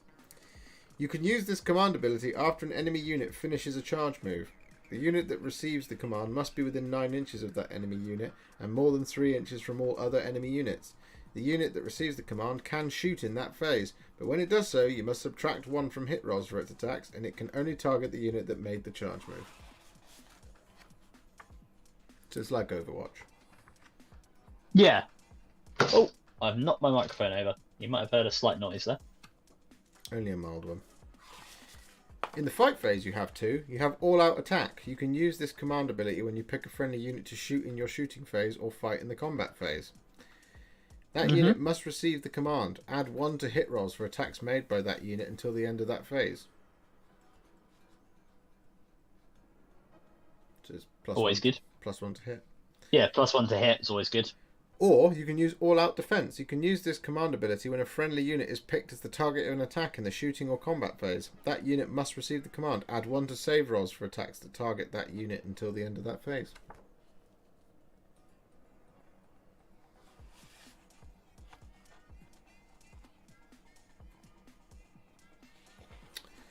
Battle Shock. You can use this command ability at the start of the Battle Shock phase. The unit that receives the command does not have to take Battle Shock tests in that phase. And that's it. And Battle Shock's like your morale, right? Yeah, yeah.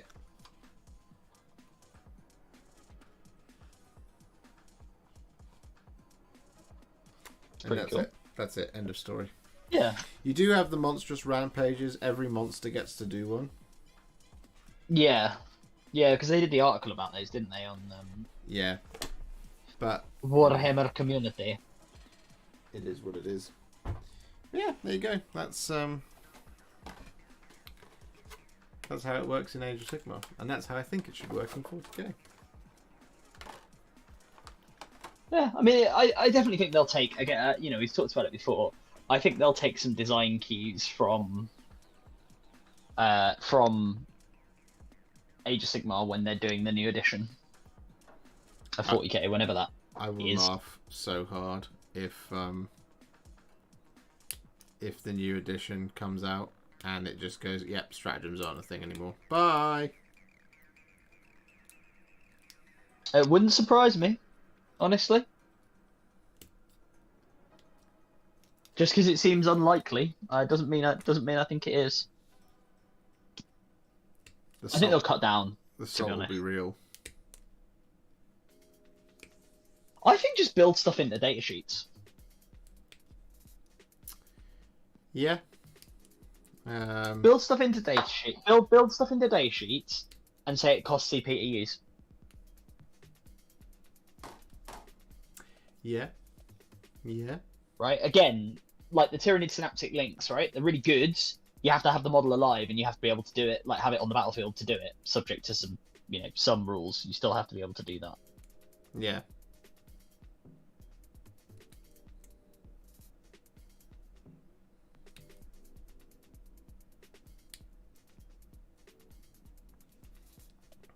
I'm so excited for that new Sylvaneth book. I can't tell you.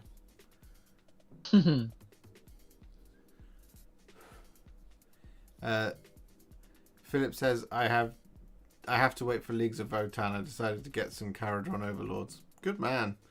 You essentially alternate the command phase, so you're not just sat there waiting for your next turn, says Ben. Yeah, pretty much. Ben.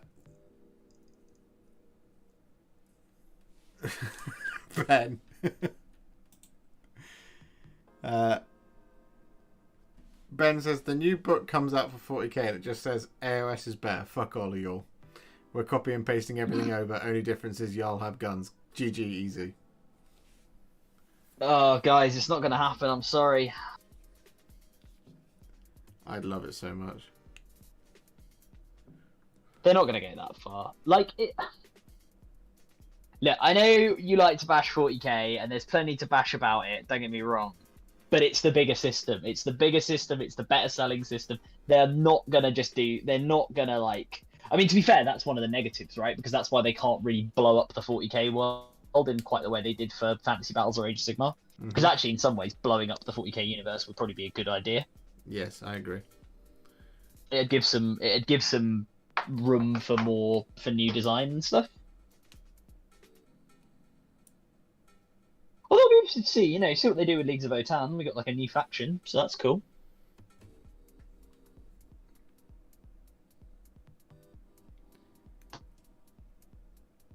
I mean, technically. Well, they're not a new. Okay, yes. No, We've talked about this before. Yes. No, not them. Oh. Not them. The 8th edition to 9th edition book. Sorry, 7th edition. The 8th edition book. Edition to 8. Yeah. Of 40k was them saying Age of Sigmar's better. We're going to play it like this now. Yeah, I guess so. Certainly simplifying. Yeah, Philip Eagle says can't play it was all a dream cards. Like JR's murder in Dallas. Yeah.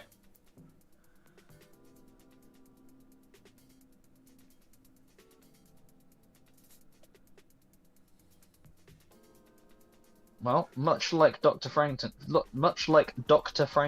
I can't even talk tonight. I have birthed a monster, or I'm on the verge of birthing a monster. Have you nearly built a whole knight? Most of the body. I just haven't done the. I need to stick the magnets in the arms when I build them. Emperor wakes up in a cold sweat. No, he's just in the shower. He's just some guy in the shower. He's works in insurance. He just wakes up one day and he's like, I had a dream of Space Marines. And they're like, what are Space Marines? What are you talking about, Dave? Get back to work. Or it's just literally from someone from Games Workshop. Yeah, it's James' workshop. That's the spoiler. I dreamt it was all real. Yeah. Oh. Yeah, no, I tell you what we should do. I should come down and we should do an AOS fat rep. You can teach me how to play. I'll get Alice to teach. And I know Philip or Katara earlier said I should take 11 dragons. I will not, or somebody said that I will not be taking 11 dragons. Well, I don't have 11 dragons to give you. I was gonna say, how many do you have now? Because me and Rich got you dragons for Christmas. How many have you got now? I've done 4 of them. I have. You're not. Ben's. Okay, so you got another 4. Yeah. Doesn't say, because Ben's made a good point. He says, wait till GW adopts the Magic the Gathering edition mindset and release a new edition every 2 months. Yeah, so Magic is a game loads of people have told me I should try and play, and I just cannot I cannot get into it. Number one, to be fair, because trading, I know it's not trading cards, but card based games are not my thing personally. I definitely have a go if someone wants to teach me to play Magic the Gathering.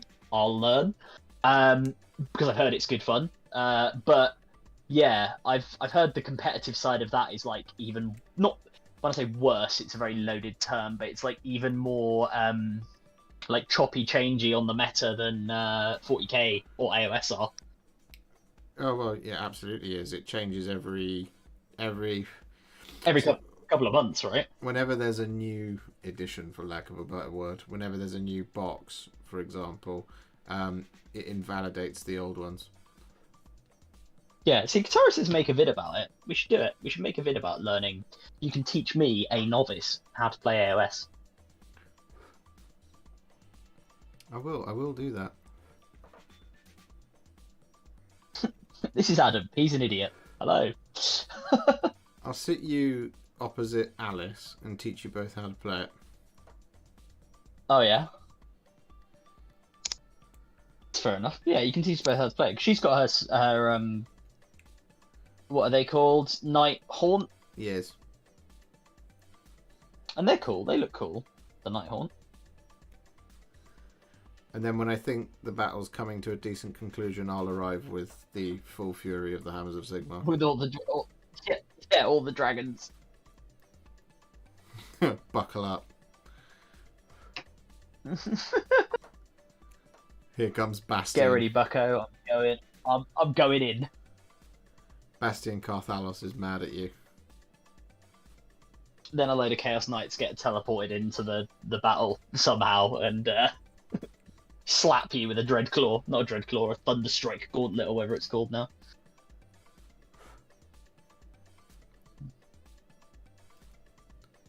It's funny because sometimes you used to be able to stack things up against each other, and for the most part,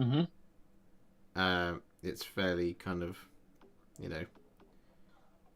who knows which one would win. The debate has long run of, because in Age of Sigmar you don't have a toughness value. Yeah, because it's weapons, isn't it? They just wound on a value. Yeah. Because I know some things, people. Because in Age of Sigmar you don't have a toughness value. It means 40k can't actually 40k models can't wound Age of Sigmar models, but Age of Sigmar models can wound 40k models. That's true. Yeah. God damn it.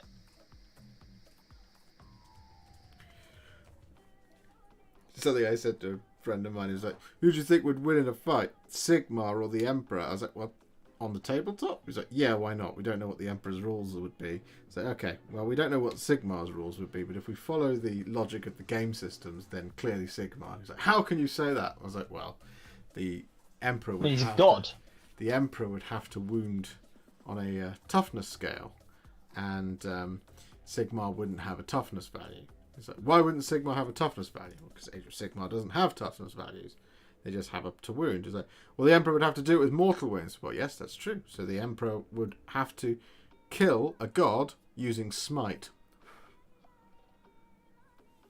See, the thing is, while I agree with you that I think Sigmar would win, if anyone was going to mortal wound Sigmar to death, even with smite, it would be the Emperor of Mankind. Let's be honest. For sure, absolutely. It is the kind of absolute nonsense he would be able to pull. Absolutely. Oh, I'm not saying it wouldn't be possible. I'm just saying on the tabletop, that's how it would work. This is very rapidly going to turn into one of those like stupid, who would win out of Star Wars and Star Trek? Using the following metrics, I have established that Star Trek would win. Who would win out of Star Wars and Star Trek? Out of Star Wars and Star Trek? Yeah. Has that question been answered? I have no idea. I'm sure it has. What do we think, chat? Who would win out of Star Wars and Star Trek? Probably Star Wars, I would have thought. Do you think? Well, they have faster than light travel, which the, Star Trek also has. They have all the same level of technology. They're just more militaristic. True. I don't know. That's a tough one. I'm about to generate nerd rage here, but I feel like Star Wars would beat Star Trek. I remember there was a guy on TikTok, some American dude, who was like saying that a single Star Trek starship could defeat the Imperium for clout. Oh. And it was like, no, bruv, no, they could not. And I'm a massive nerd, so I'm a fan of Star Trek. I'm a fan obviously of 40k, and Star Wars and Battlestar Galactica and Farscape and Stargate in its many guises. And let me tell you, Star Trek ain't winning that fight. I like those. See, I like finding those videos because I like it when you get one where someone's quite balanced in their approach. So when you see like those videos of those people who are doing who would win, this universe or this universe, Yeah. and you can tell that they're not a massive fan of either universe. Yeah. That they're fans, but they're not like super fans of either universe. So what they'll give is they'll give a really, really good analysis of what each universe is able to bring to,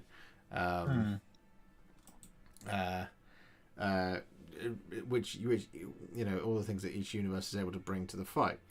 And then you get those ones where people are clearly a super fan of one and not the other.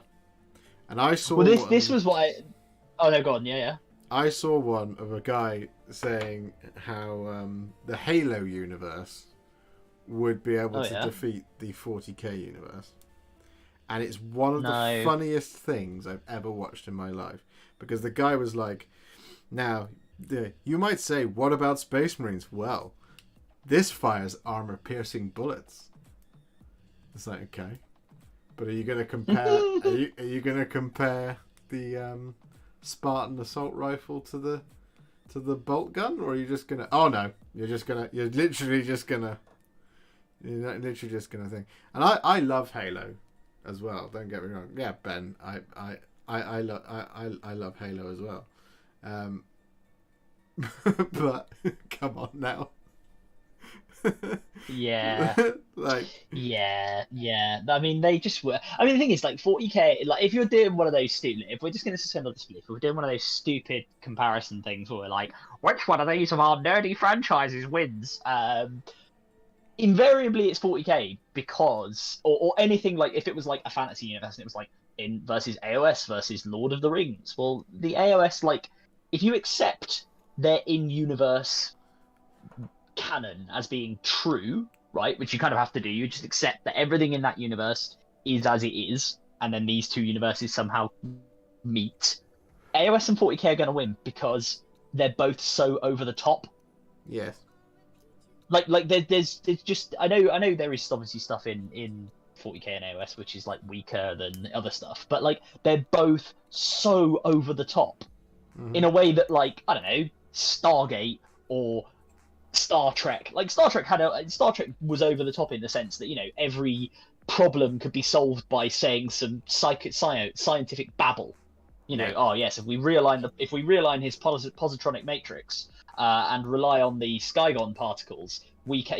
People make the joke about sci-fi like that, but that's what makes it fun. You just kind of make stuff up and you have MacGuffins and you do things. That's the way it works. Yeah. Like if you just accept all of that to be true, then 40k and OS win because they're just so ridiculous. It's like, yeah, okay, Master Chief has armor-piercing bullets, and the Covenant have cool, incredibly powerful space fleets. Nice. The Imperium turns up. Every single one of their, Space Marines is better than a Spartan, and has a gun that is effectively like a tank shell in the Halo equivalent universe. Yeah.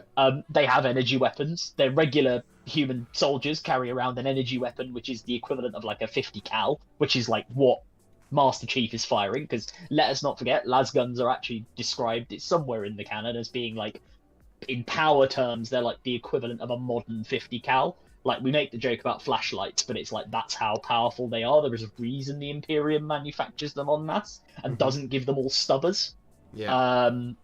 Reliable as well. They're pretty reliable. You can recharge them in the sun, stuff like that. Like, they just win. And also because they're all insane. They're a bunch of, like, they're a military fascistic, nightmarish hell empire that will just decide like, the whole thing in Halo is the Covenant decide the humans are heretics, effectively, for the wrong reasons, spoiler, but they do, and they then go and kick humanity's ass across the galaxy for 10 years until the war is ended by Master Chief and co. Yeah. And various other things happening, the Covenant civil war happening. But, like, you're then doing that with like an infinitely worse, infinitely larger, infinitely more powerful empire. It's not going to end well for you. And it's like, oh yeah, they've got the flood. Yeah, the Imperium has the Tyranids. I mean, they're not using the Tyranids, but like they have dealt with the Tyranids, you know. Yeah. Yeah. No, it's silly, silly conversation. It's like so OTT. Yeah, and like it's like again, it's like AOS. It's like, oh, okay, so AOS meets Lord of the Rings. It's like, oh, Sauron's very powerful. It's like, yeah, cool. We have literal gods. Like, Alariel is a literal god. Nagash is a literal god. It's the equivalent of oh god, like Orle and the gods of Lord of the Rings. You know, it's so over the top, and that's what makes the kind of Games Workshop Citadel universes fun. Is they take every sci-fi and fantasy trope and they, you know, to quote Spinal Tap, this goes to 11. Why not make 10 louder? Well, this one goes to 11.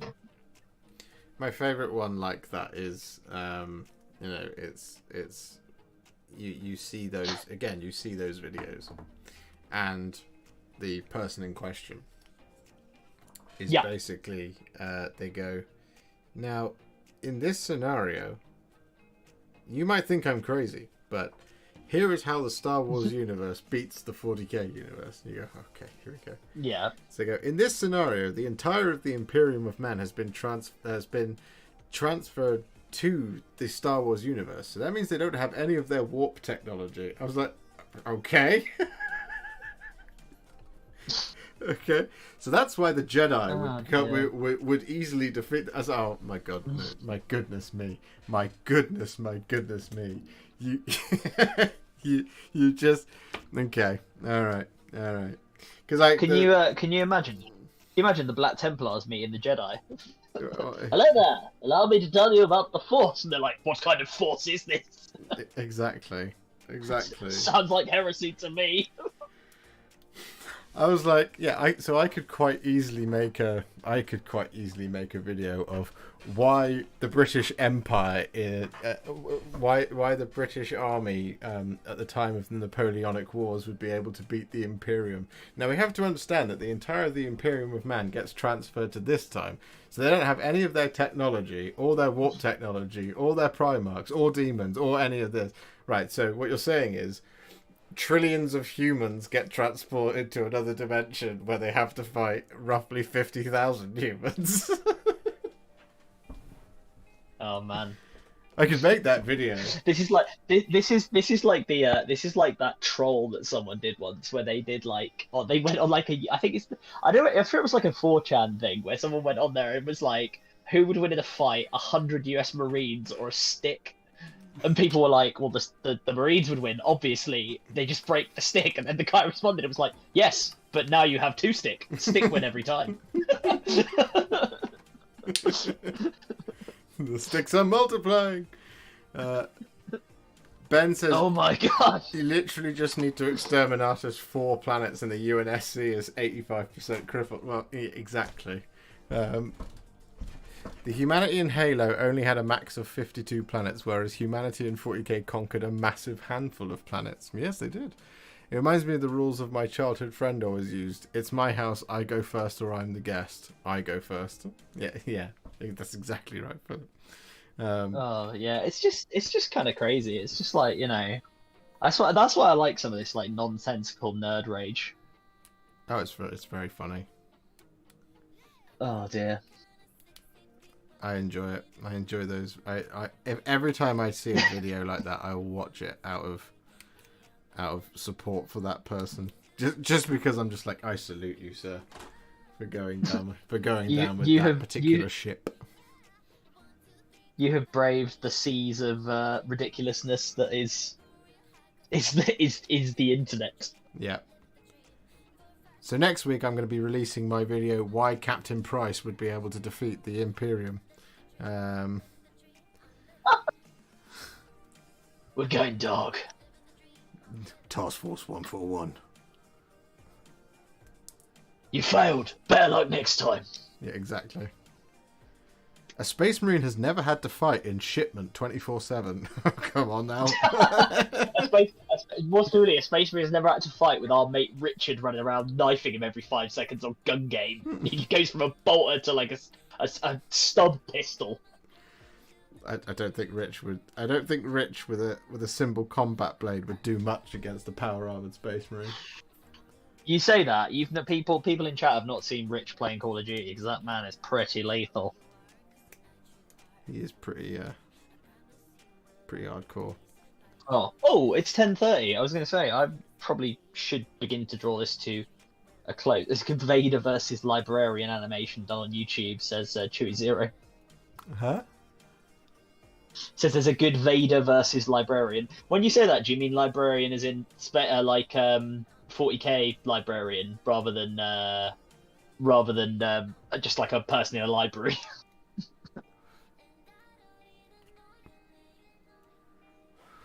I wish to remove this book.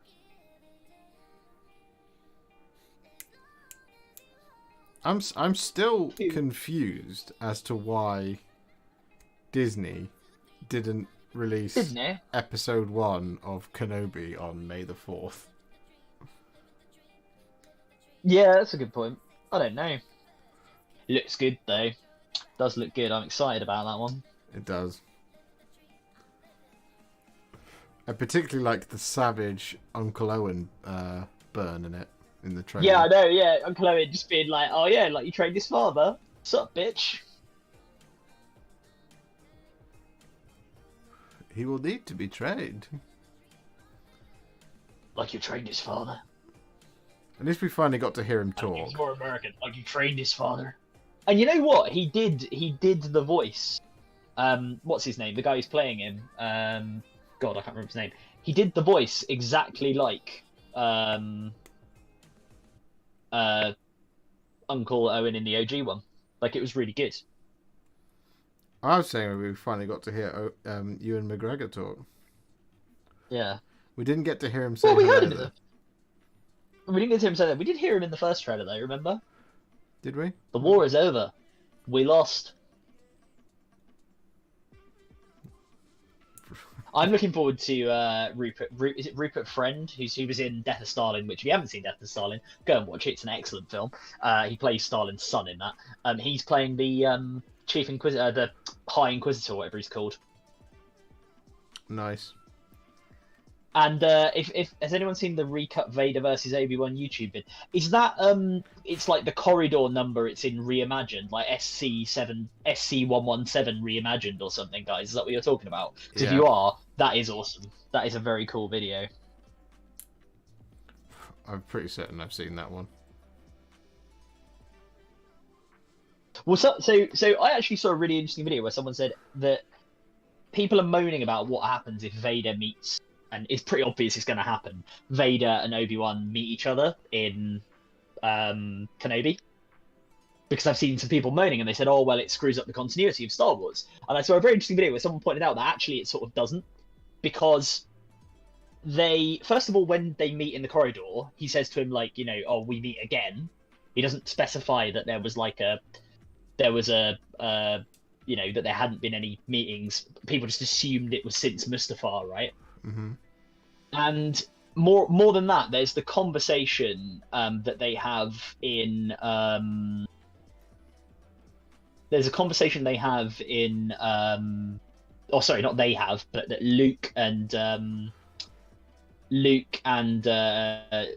Vader have in Return of the Jedi. You know, when he goes to meet him before he goes before the Emperor. Yes. And there's some line Vader comes out with that actually, without the context of them meeting again after Mustafar, like, makes no sense. Oh, that's it. He says something about, like, it's when Luke's saying to him, like, you still have good in you. I know there's still good in you, Father, and all of this stuff. And Vader says something along the lines of, like, yeah, you know, your Obi-Wan thought the same. Mm. Which in the context of what we have now makes no sense, because the last time they saw each other, his final words to him were like, I hate you. And Obi-Wan was like, you know, you're done. Like, you screwed it up. You betrayed everything. I loved you, but you're not anymore. You betrayed us all.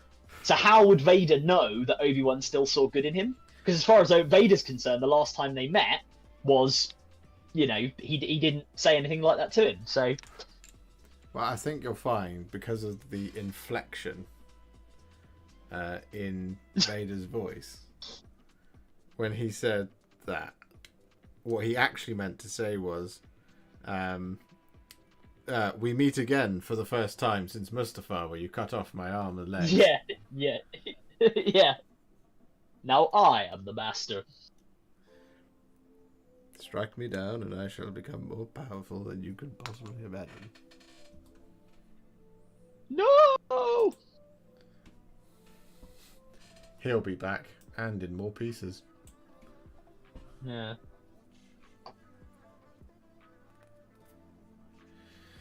What I told you was true from a certain point of view. My a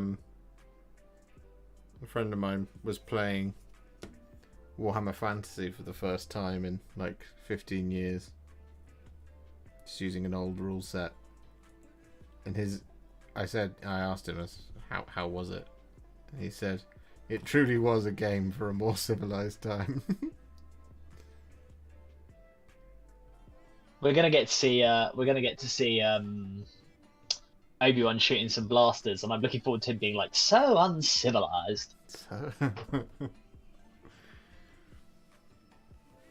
Vader probably there just is a very his funny. Instagram. I'll talk to you.